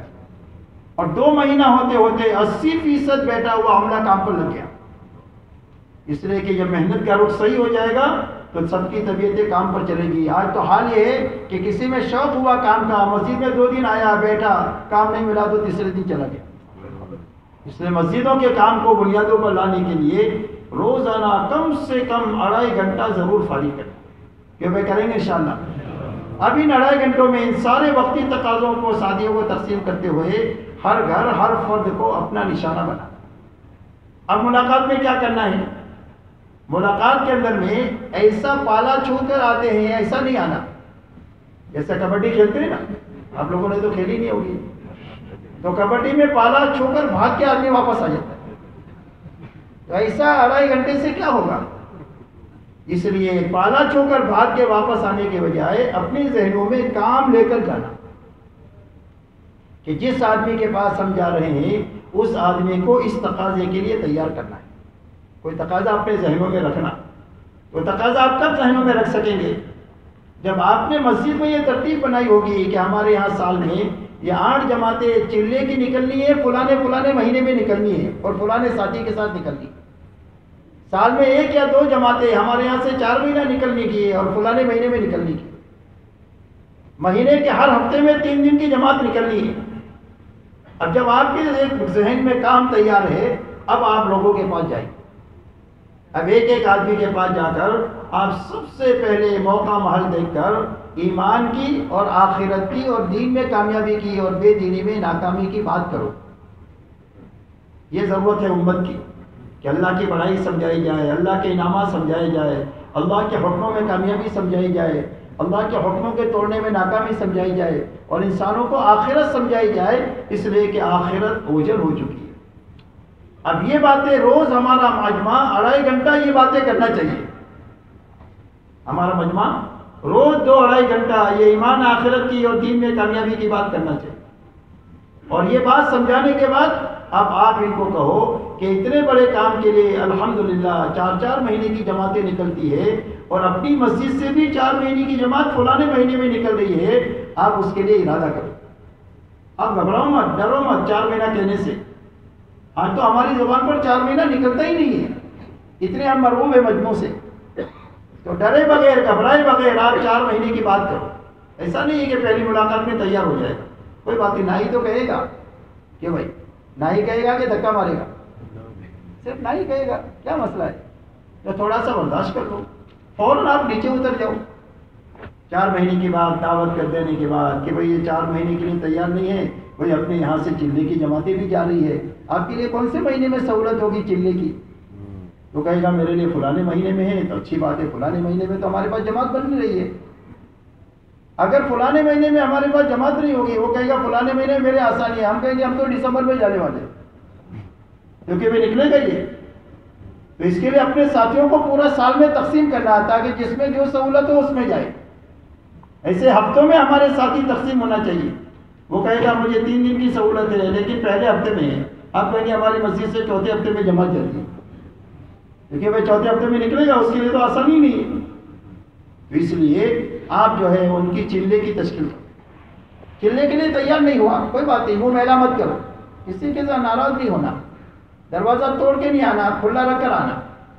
چلنے کے لیے نہیں تیار ہوا تو آپ 3 دن کی تشکیل کرو. جب آپ اس کو موت کے لیے تیار کرو گے تو بخار پر راضی ہو جائے گا. آپ پہلے سے کہو کہ بھائی تمہارے 3 دن کا کیا, بولے کچھ بھی نہیں, تو بس فرصت ہی نہیں ہے. جب آپ اوپر سے نیچے آؤ گے تو کام ہو جائے گا. تو اس لیے 4 مہینے کی تشکیل کرو, چلے کی تشکیل کرو, پھر 3 دن پر آؤ. 3 دن کے لیے بھی تیار نہیں ہوا تو کوئی بات نہیں, آج نہیں تو کل جائے گا انشاءاللہ. کیا مسئلہ ہے؟ منہ میلا کرنے کا نہیں ہے, ناراض ہونے کی بات نہیں ہے. آپ ان سے کوئی نہ کوئی عمل کے لیے وقت مانگو کہ بھائی مسجد میں ساتھی صبح میں, دوپہر میں, شام میں محنت کرتے ہیں. آپ کون سے وقت میں آپ کے لیے آسانی ہے کہ آپ کو گھر بھی نہیں چھوڑنا پڑے, کاروبار بھی نہیں چھوڑنا پڑے اور اللہ کے دین کی محنت میں آپ شریک ہو جاؤ. कौन सा वक्त आप दे सकेंगे? तो जो वक्त दे सके वो भी वक्त उनसे ले लो। तो इस तरीके से हर घर हर फर्द से मिलना, किसी को अपना मुखालिफ नहीं समझना। कोई भी हमारा मुखालिफ नहीं है, याद रखो, हमारा मुखालिफ नफ्स है और शैतान है और माहौल है, ये तीन हमारे दुश्मन है, चौथा कोई भी नहीं। इसलिए किसी को मुखालिफ नहीं समझना, हर एक से अपने दिल को साफ करके जाकर मिलना। जब साफ दिल से मिलेंगे तो साफ बात निकलेगी दिल से, और जब मैला दिल करके लेकर जाएंगे तो मेरी बात निकलेगी। इसलिए अपने दिलों को सारे ईमान वालों से साफ करके, कितना ही गुनाह में डूबा हुआ हो, हम गुनाह से नफरत करेंगे, गुनहगार से मोहब्बत करेंगे। गुनाह से नफरत और गुनहगार से मोहब्बत, जैसे बीमारी से नफरत होती है लेकिन बीमार से मोहब्बत होती है, ऐसा। तो इसलिए हर ईमान वाले से दिल साफ करके हर एक को मिलना, ये बुनियादी बातें समझा कर 4 महीने से लेकर किसी न किसी अमल के लिए इसको तैयार कर कि भाई ऐसा करेंगे इंशाअल्लाह। Well, respected brothers and elders, the amount of work that we need to do on daily basis, these are the taqazat and the needs which are of specific times. Then there are those efforts which are continuous. There are daimi, there are continuous taqazas and efforts which needs to be done. And that is to meet each and every single person around our vicinity, that we can go and meet them. Every single Muslim household which is in the vicinity must be 100% met by the Jamaat and the brothers of the Masjid itself. But if one person only sits down in their own masjids and think about this, and they don't leave their houses, it cannot be done. So in order to establish the meeting of all the brothers, and the thought and the grief and the worry that has been established, must be done when we will give time every single day. If we are not making effort, if we are not moving, then we cannot establish this work. Since there are 2 types of cycles, there are 2 types of moments. If a person has a bike in which they are distributing milk or distributing things, if a person rides this bike outside on the street, as they ride further, they travel further. If a person within their own house, if they were to stand on their own treadmill, and a person was to run few miles, to an extent that they ran so many miles that they said, I got beyond New York now. But the machine itself has not even moved an inch from its place. They themselves are thinking that I have moved so much, but the machine itself has not even moved an inch from itself. He's saying here there's a lot of words, there's a lot of talk, but there's not enough movement. That we're thinking that we are doing enough, but there is not enough movement. So in order to establish that, we must bring forth at least the minimum amount of 2.5 hours every single day. Our hope, our vision, and our goal should be 8 hours at least. But if we cannot establish to that, then at least the minimum amount of 2.5 hours every single day, while watching the clock, knowing that Allah is watching me, giving this time every single day. And keeping this as a vision and a focus, and keeping Allah subhanahu wa ta'ala in front of us, and giving this time every single day. And if a person will make this effort every single day as it is supposed to be made, then the loss which has occurred in decades, Allah will show the benefit within few days. The loss which has occurred of us not making the effort, which has been for decades, Allah subhanahu wa ta'ala will show us the result of goodness within days and months. Allah subhanahu wa ta'ala will show us. Now he's saying a Kargozari and one of the areas which had come, and they came to the elders and they said that we had 2 Jamaats going out from our vicinity. Now we have planned to make 3. So the elders suggested to them and said that the amount of faculty and the amount of power and the brothers that you have in your own locality, it is easily possible for you to take out 11 Jamaats. So you make irada and intention not only to increase 2 to 3, but make irada according to the potentials that you have of taking out 11 Jamaats. So from that they took back, that from that same locality, that same month, 11, from not 11 but 8 Jamaats went out that month. So the increase from 3 to 8 happened. And now from that time the 11 Jamaats, 8 Jamaats were made within their own localities. 4 Jamaats beginning to give time before Maghrib, and 4 Jamaats beginning to give time after Isha. And these 4 Jamaats began to meet. 30 houses and 10 stores, commercial places. When all these Jamaats began to visit their own locality and they began to give time, then that same locality which used to have 12 to 14 people spending 3 days, and mostly these were only young kids, youth. The work had dropped so much that only young kids and youth were going in Jamaats. 12 to 14 individuals. That same vicinity, when they increased the work as it was supposed to be done, that 125 people went out that month in the path of Allah subhanahu wa ta'ala. To an extent that when the time was such that no one went, big businessmen and people with big works, they were bringing their baggages and bringing it to the masjid. And the people of the vicinities begin to cry. And they said, "Oh Allah, it was only small effort that we did and such great results that you showed." So it's the amount of effort that we made. So now, the amount of effort, 2.5 hours every single day that we must put. One thing that has also happened is that we must make the target in front of us and we begin to make the effort. Now what to do when we greet the brothers and we meet them.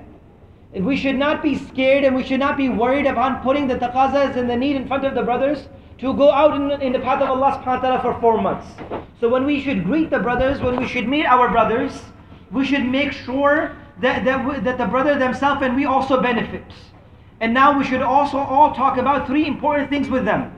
We should talk about the iman and the oneness of Allah subhanahu wa ta'ala in front of them. The in'am, the blessings of Allah subhanahu wa ta'ala. The ahkamat and the rulings of Allah subhanahu wa ta'ala. We should put forth akhirah in front of them. And we should put success of dunya and akhirah in living our life upon deen.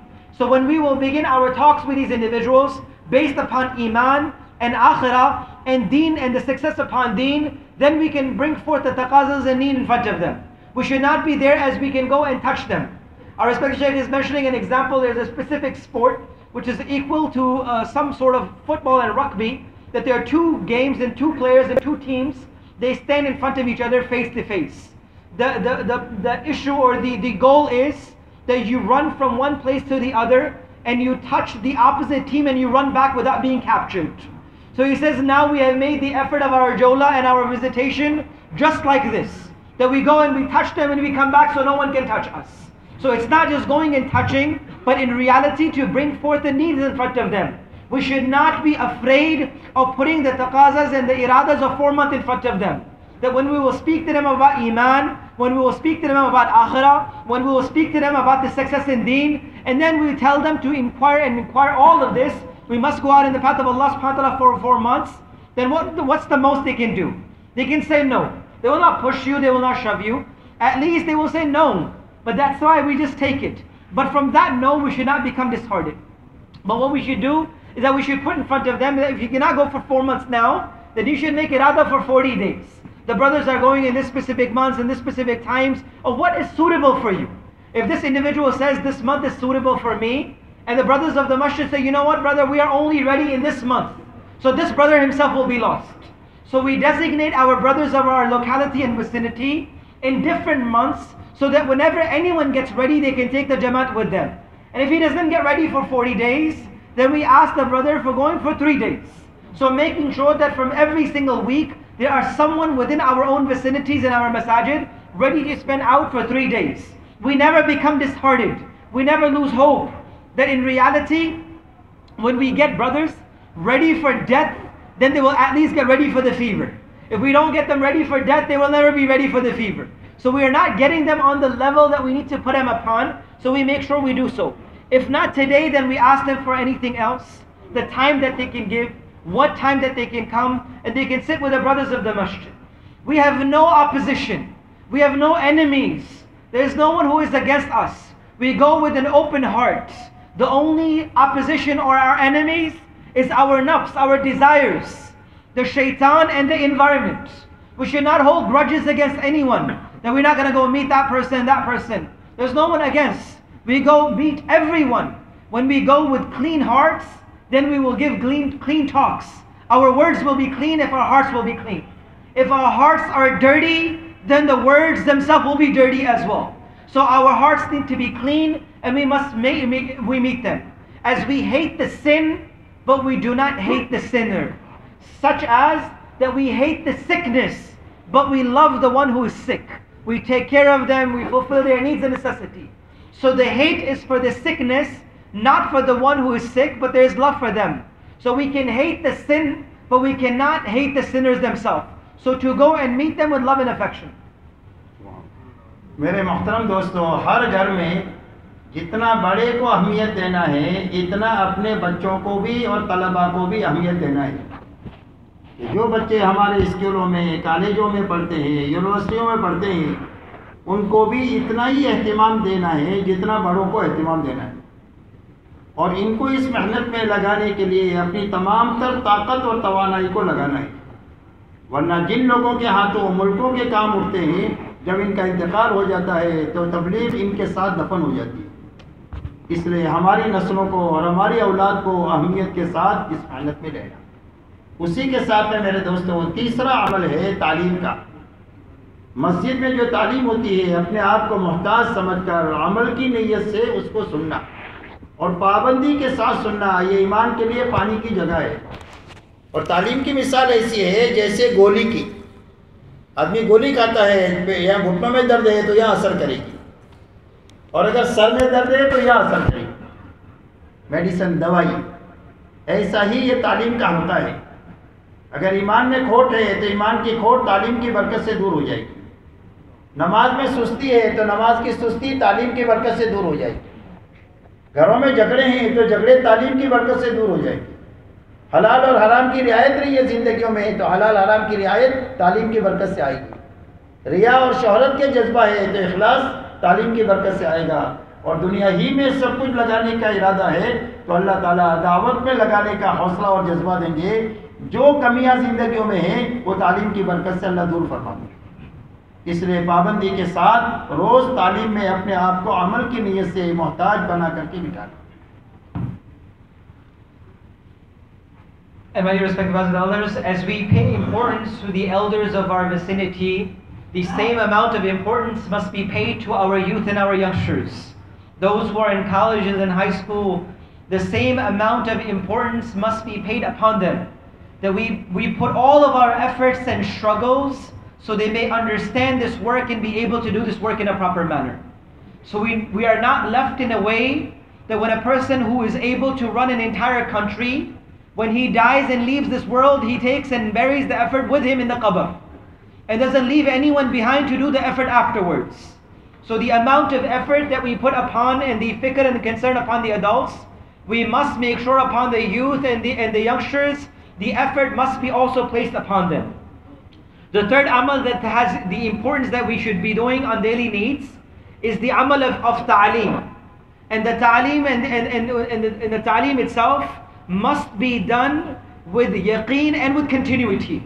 That it must be done with the right yaqeen and must be done with continuity. It's that we every single day we must be a part of our ta'aleem itself. The effect of ta'aleem itself is like a pill, like the medicine pill. If a person has a pain in their knee and a person takes the medicine and the pill, it cures and affects the knee itself. If a person has an issue in other parts of the body, when a pill is taken, it affects them in a specific place where it's hurting them. The effect of ta'aleem is exactly the same. If a person will sit in the halaqah or of ta'aleem with the intention of correcting and purifying the issues and problems that a person is facing in their own house, Allah will purify and correct them. If a person is struggling through the difficulties of knowing halal and haram, which is the provision of right and not, Allah subhanahu wa ta'ala will make the right ways for this individuals. If a person will make sure that they are sitting in the halaqah of ta'aleem to take away riyah and insincerity from them and to bring ikhlas and sincerity, indeed Allah subhanahu wa ta'ala will provide for them. So the effect of ta'aleem is just as the similar of the effect of pill and medicine. That as it affects the issues that a person is following and having, this is how the effect of ta'aleem will be within our own lives as well. That all weaknesses will be cured because of our ta'aleem. That all the weaknesses will be cured because of our ta'aleem. उसी के साथ हमारे घर में मोहब्बत के साथ तालीम करना, डंडे के साथ नहीं और बुरा भला कह कर के नहीं। अगर घरों में तालीम जिंदा हो गई और मोहब्बत के साथ तो अल्लाह घर की फ़िज़ा को बदल देंगे।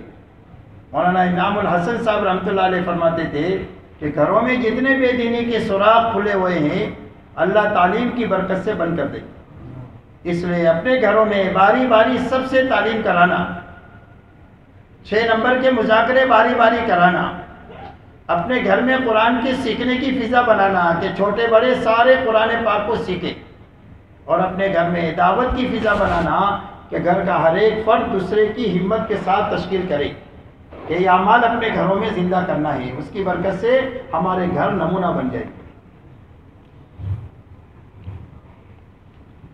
And we must also establish ta'aleem in the vicinity of our own houses with love and affection.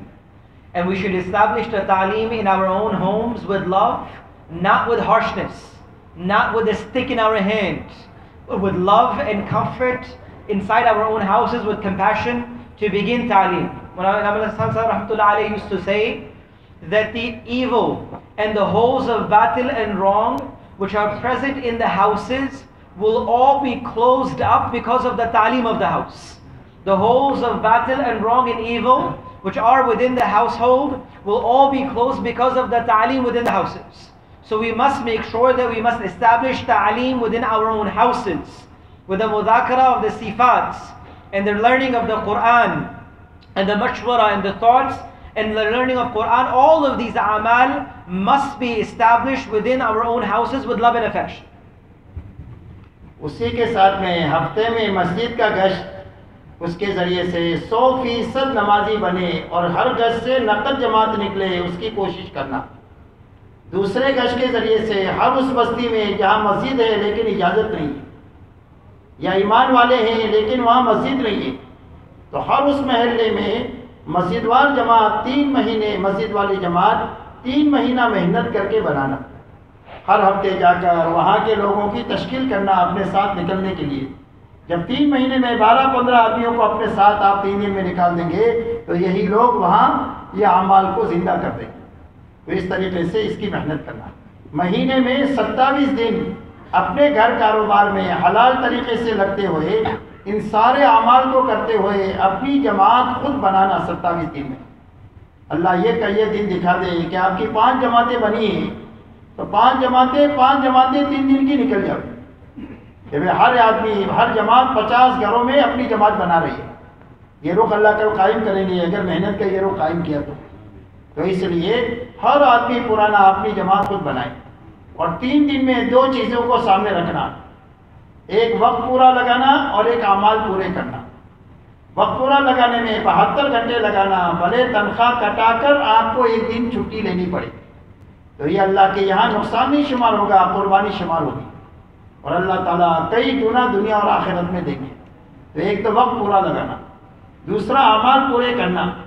اعمال پورا کرنے میں کرنے کے سارے کام کرتے ہوئے اپنے ساتھیوں سے کراتے ہوئے 3 دن لگانا. بچنے کی ساری چیزوں سے بچتے ہوئے اور اپنے ساتھیوں سے کو بچاتے ہوئے 3 دن لگانا. یہ پہلا عمل ہے اللہ کے راستے کے خروج کا. دوسرا عمل یہ ہے کہ ہر بستی سے 4 مہینہ چلہ آخری درجے میں نقد 3 دن کی جماعت نکالنے کی محنت کے ساتھ 3 دن لگانا. تیسرا یہ ہے کہ مسجد وال جماعت نہیں ہے تو اس کو بنانا، بنی ہوئی جماعت ہے تو اس کو کام پر لگانا. وقت لگائے ہوئے لوگ زیادہ ہیں، حرکت میں تھوڑے ہیں تو بیٹھے ہوئے لوگوں کو حرکت میں لانا. اور چوتھی بنیاد ہے رات کا اچھا وقت لے کر اللہ کے سامنے نماز میں، دعا میں اور آنسو بہانے میں اپنے آپ کو لگانا. ان بنیادوں کے ساتھ 3 دن لگے. جانے والوں کو یہ بات سمجھانا، واپس آنے کے بعد اس کی کارگزاری لینا. اس لیے کہ جب تک سمجھانا قابو میں نہیں آئے گا، جب تک کام بنیادوں پر آئے گا نہیں. ہمارے کام میں کوئی شکل نہیں ہے کہ بھئی کام اچھا کرو گے تو انعام ملے گا اور اگر کام اچھا نہیں کرو گے تو جرمانہ دینا پڑے گا. یہ بنیادی نہیں ہے ہماری محنت میں. ہماری محنت میں صرف سمجھانا بنیاد ہے کہ اتنا سمجھاؤ کہ جانے والی جماعت کے دل دماغ پر کام کے علاوہ اور کوئی داعیہ ہونا ہی نہیں چاہیے کہ صرف میں ان بنیادوں کے لیے جا رہا ہوں. اتنا سمجھانا میں بھی اس کو لانا اور واپسی بھی ہدایت میں بھی اس کو لانا کہ وہ کریں گے انشاءاللہ. And my respected brothers and brothers, the fourth amal that we must establish within our own masajid is the visitation and the jawla and the gasht in our own localities. That 100% of the people living within our vicinity should be touched upon and met with. And the second jawla within our own vicinity, the neighboring localities where there might be no masjid, there are Muslims present. They have no means of outreach towards the masjid. So to go there and to meet them and to establish the work within that locality itself. So going for 3 continuous months in a vicinity, in a locality nearing by, if you establish 12 to 15 brothers who can stand to make this effort continuously, our work can be done. And then within our own localities, for the 27 days that we have, we work continuously according to this effort and prepare our Jamaat for 3 days. That this should be our goal and our vision. That every single person who is connected to the work makes effort for the 27 days and prepares their own complete 3 days Jamaat. And when we do have our 3 days Jamaats going out, we must make sure that 2 things are fulfilled. The first thing is that we must spend full time, and second is that we must spend our time with full a'mal. That when our Jamaats are going out for 3 days, 2 things must be complete. It should have full time and full a'mal. And even if we have to cut our wages and our salaries to complete our entire time, we are ready to do so. Because Allah subhanahu wa ta'ala promises to fulfill all our losses in this world and the hereafter. So we make sure that the fulfillment of our time is complete. And second is the fulfillment of our a'mal. And what is the first thing that we must fulfill in fulfillment of our a'mal? Is that whatever is supposed to be done must be done completely. And whatever must be avoided by ourselves and our brothers in our Jamaats. So the do's and the don'ts must be done by ourselves and the brothers in the Jamaats, and the don'ts that we must avoid ourselves and all the ones in the Jamaat must avoid all the don'ts in the Jamaat as well. That's the first important thing that a Jamaat should work upon with a'mal. That every amal should be done, and every amal which is not supposed to be done, we must avoid from that. The second thing is that we go with this azam, this mehnat, this effort, that we will take out 4 months Jamaat, 40 days Jamaat, or at least 3 days minimum Jamaat from the locality that we are going to. So every Jamaat must keep that in our vision and our thoughts. And the third thing is that we establish a masjid war Jamaat, a locality, that they can establish the amal in the masjid when we leave. If there's already a Jamaat which is present in that masjid, must become strong enough to continuously establish the work when the Jamaat leaves that locality. And the fourth thing when the Jamaat must have them in front of them is that to take our time in the middle of the night, in our salah, in our dua, in our supplication, crying to Allah subhanahu wa ta'ala and seeking help from Allah subhanahu wa ta'ala. When every Jamaat going will make sure of these 4 important things, to take care of the do's and avoid the don'ts, and making sure that we are going with the effort and mehnat of taking out 4 months, 40 days and 3 days Jamaats. And we are making the Jamaat or establishing or encouraging the Jamaat which is already present to do the work properly. And we are crying in front of Allah subhanahu wa ta'ala that Allah subhanahu wa ta'ala will make the effect come in front of us. And we should say this so readily and so continuously that every Jamaat which must go should be told this. And every Jamaat which comes back must be listened from this perspective. That each and every person must be doing these amal in Jamaat. There is no in'am, there is no gifts in this effort. That when you do this work properly, you will be gifted with this. Or if you don't do this work, you will not be gifted. But in reality, there is targheeb and continuous advice that whenever there is Jamaats going and coming, that we continuously remind them to do the effort in this manner. मेरे मोहतरम दोस्तों, अगर हमने इस नक़्लो हरकत वाली मेहनत को और मकामी मेहनत को इस रुख से कर लिया, तो इसका नतीजा ये होगा कि हमारे सारे मिजाज ख़त्म होकर हमारा मिजाज नबूवत का मिजाज बनेगा। इसलिए कि कारे नबूवत से अगर मिजाज नबूवत न बने तो ये फ़िक्र की बात है कि कोई लीकेज आ गया है, काम की रूह निकल गई है कि जिसकी वजह से आदमी के अंदर में मिजाज बन नहीं रहा। इसलिए इस मेहनत का खासा है मिजाज की तब्दीली, कि हमारा मिजाज नबूवत का बने। तो मिजाज नबूवत में क्या है? और मैं सबसे पहली बात यह है कि हर वक्त में और हर हाल में हमारी निगाह अल्लाह पर जमे, न मुल्क की तरफ, न मुल्क वालों की तरफ, न माल की तरफ, न माल वालों की तरफ, न वहदे की तरफ, न वहदे वालों की तरफ, न ताकत की तरफ, न ताकत वालों की तरफ। हर वक्त में हमारी निगाह अल्लाह पर जमे। दूसरी बात, हमारा मकसद अल्लाह बन जाए और आखिरत बन जाए। हर वक्त ये ध्यान रहे कि मेरे किसी बोल से, मेरे के अमल से अल्लाह नाराज़ ना हो और अल्लाह ताला मेरी आखिरत को उजाले नहीं। ये मिजाज नबूवत की बड़ी बड़ी बातें हैं। ईमान, इखलास, फिर इस्तिखलास का मिजाज बनेगा, काम के लिए यकसुई हो जाएगी। आदमी हर दिल अजीज नहीं होगा कि उसने बुलाया तो वहाँ चला गया, उसने बुलाया तो वहाँ चला गया, बल्कि आदमी काम के लिए यकसु हो जाए। جیسے بیوی اپنے شوہر کے لیے یکسو ہے. بیوی کیا ہے؟ اپنے شوہر کے لیے یکسو ہے. اس کے بعد جو کچھ ہے اس کے شوہر کے لیے، کہیں تاک جھانک نہیں کرتی. اس طرح پھر اس کا مزاج جب دعوت کا بنے گا اور نبوت کا بنے گا تو یہی کہیں تاک جھانک نہیں کرے گا. اسی کام میں اپنے سارے مسائل کا حل سمجھ کر یکسوئی کے ساتھ لگا رہے گا. رہا جتنے دینی کام ہو رہے ہیں ہم سب کی قدر کریں گے، سب کے لیے دعا کریں گے، لیکن اپنی تمام تر توانائی اور طاقت کو ہم اس محنت میں لگائیں گے. پھر اس محنت کے ذریعے سے تواضع پیدا ہوگی، چھوٹا بن کر کے کام کرنے آئے گا. محمد صلی اللہ علیہ وسلم اتنے بڑے ہو کر اتنے بڑے کام کو چھوٹا بن کر کے کیا، تو عبدیت زندگیوں میں آئے گی، تواضع آئے گی، انکساری آئے گی. اس لیے کہ یہ شخصیت بنانے کا کام نہیں ہے، یہ شخصیت کے مٹانے کا کام ہے. یہ محنت جو ہے وہ شخصیت بنانے کا نہیں ہے، مٹانے کا ہے. اور دانا جب اپنے آپ کو مٹنے کے لیے پیش کرتا ہے زمین میں تو اللہ اس کو اگاتے ہیں اور ہزاروں درخت اس سے اگاتے ہیں. تو جو مٹنا طے کرے گا اس محنت میں اللہ اس کو بھی آباد کر دیں گے اور لاکھوں انسانوں کی آبادی کا یہ ذریعہ بن جائے. تو یہ تواضع اور انکساری ہمارے اندر پیدا ہوگی، ہمارے اندر اطاعت پیدا ہو جائے گی اللہ کی، اللہ کے رسول کی، اللہ کے دین کی. اللہ کے دین کے جو ذمہ دار ہیں ان کی ہر ایک کی اطاعت زندگی میں زندہ ہو جائے گی. یہ اس محنت کا خاصہ ہے. اس سے نرمی طبیعتوں میں آ جائے گی، اس میں اللہ کا ڈر بڑھ جائے گا، دلیری ختم ہو جائے گی.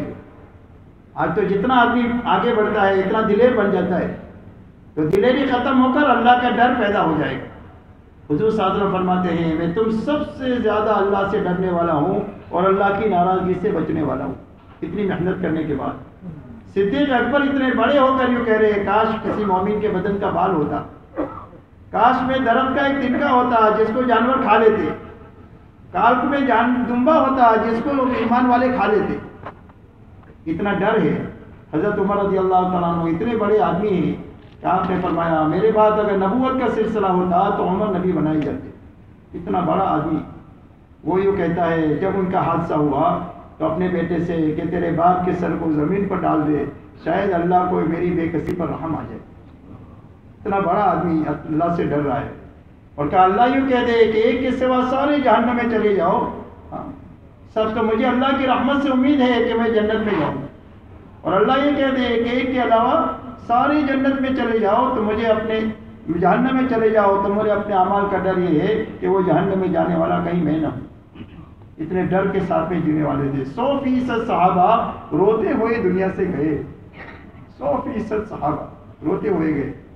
یہاں ایک صحابی تابعی کہتے ہیں کہ میں نے 30 صحابہ سے ملا، وہ سارے صحابہ اپنے اوپر نفاق کا ڈر کھاتے تھے. اس لیے میرے دوستو یہ اپنی زندگیوں میں یہ چیزیں لانے کی یہ محنت ہے.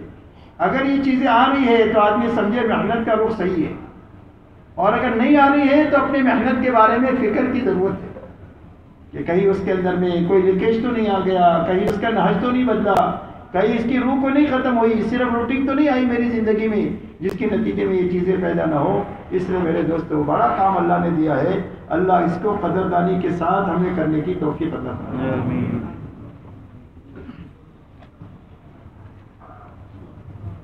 My dear respected brothers and elders, if we do this effort with the mizaj and the characteristics of the Prophet of Allah sallallahu alaihi wasallam, then Allah subhanahu wa ta'ala will give us the character of the Prophet of Allah sallallahu alaihi wasallam. If a person is doing the work of the Prophet sallallahu alaihi wasallam and not developing the characteristics of the Prophet sallallahu alaihi wasallam, that means that the work is not being done in the right manner. Because for every effort there is effect. And the effect of the work of the Prophet ﷺ should be the life of the Prophet ﷺ coming into the life of individuals. The first and the foremost thing that we should always realize, that how can I know that the work and the mizaj and the character of the Prophet ﷺ is being developed into my life? There are few things that a person can see for themselves. The first and the foremost thing that we must know is that at all moments of our lives, our vision and our sight should only be towards Allah subhanahu wa ta'ala. Our vision and our sight should never turn towards the mal, the world, the material, the power, the degree. Our mind and our vision should always be towards Allah subhanahu wa ta'ala. Our nigah and our vision should only be and always towards Allah subhanahu wa ta'ala.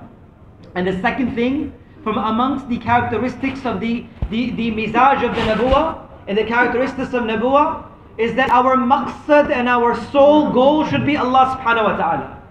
That our sole goal should be only Allah subhanahu wa ta'ala. It should not be for anyone or anything.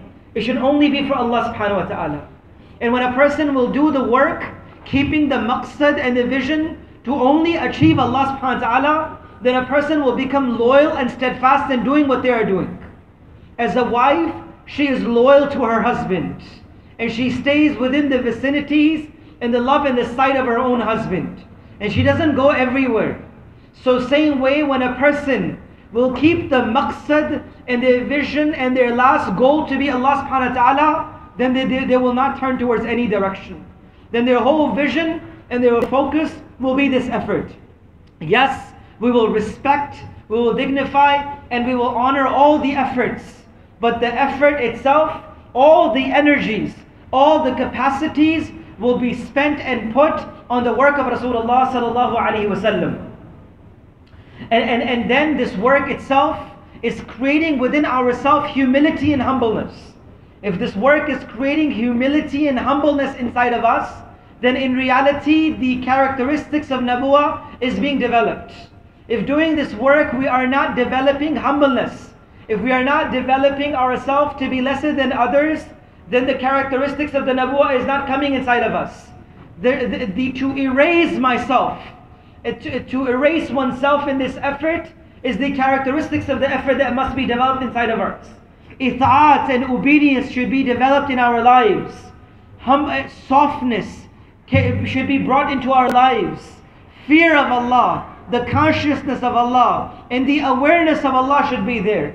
That we should not become outright rebel against Allah subhanahu wa ta'ala. That today such a rebellious moments of our lives that we do not even worry about disobeying Allah subhanahu wa ta'ala. So to create the fear of Allah, the awareness of Allah, and the consciousness of Allah subhanahu wa ta'ala, and that fear should be with us at all moments.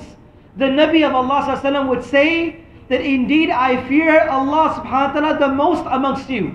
The Nabi of Allah sallallahu alaihi wasallam is saying that.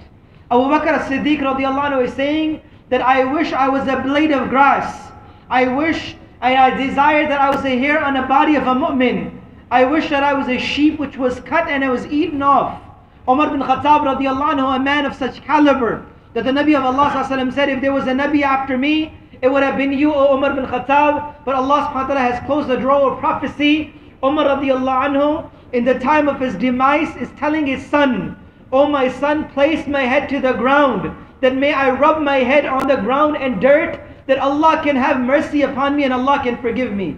Was the fear within the life of these individuals. And he would say, if Allah subhanahu wa ta'ala was to announce that each and every person will go towards Jahannam and one person will go towards Jannah, I would hope from the rahmah of Allah that that person would be me.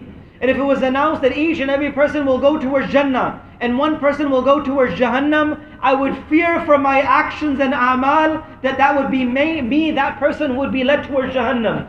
And it is mentioned that 100% of Sahaba left this world crying with the fear of Allah subhanahu wa ta'ala. At-Ta'bi mentioned that I have met more than 30 Sahaba, and each and every of this companion feared that they were munafiqs and hypocrites. This was the fear in the hearts of the Sahaba radiallahu anhum ajma'een.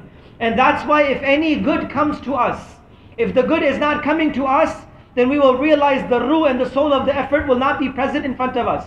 So we can visualize and see from our own selves that if this effort is not bringing forth the akhlaq and the characteristics and the manner and the kar nabuwat in our life, is not bringing inside of us the mizaj and nabuwat, the characteristics of the Prophet ﷺ, then there is something which is lacking in the effort. कि भाई सब तैयार है इस मेहनत के लिए? So all the brothers are ready for this effort, inshallah? कौन कौन तैयार है? थोड़ा मेहनत में आगे बढ़ने का इरादा है ना सबका? So who's ready, inshallah? Who will increase themselves in the effort, जब inshallah? मेहनत बढ़ेगी तो इंशाल्लाह सारे काम सही हो जाएंगे.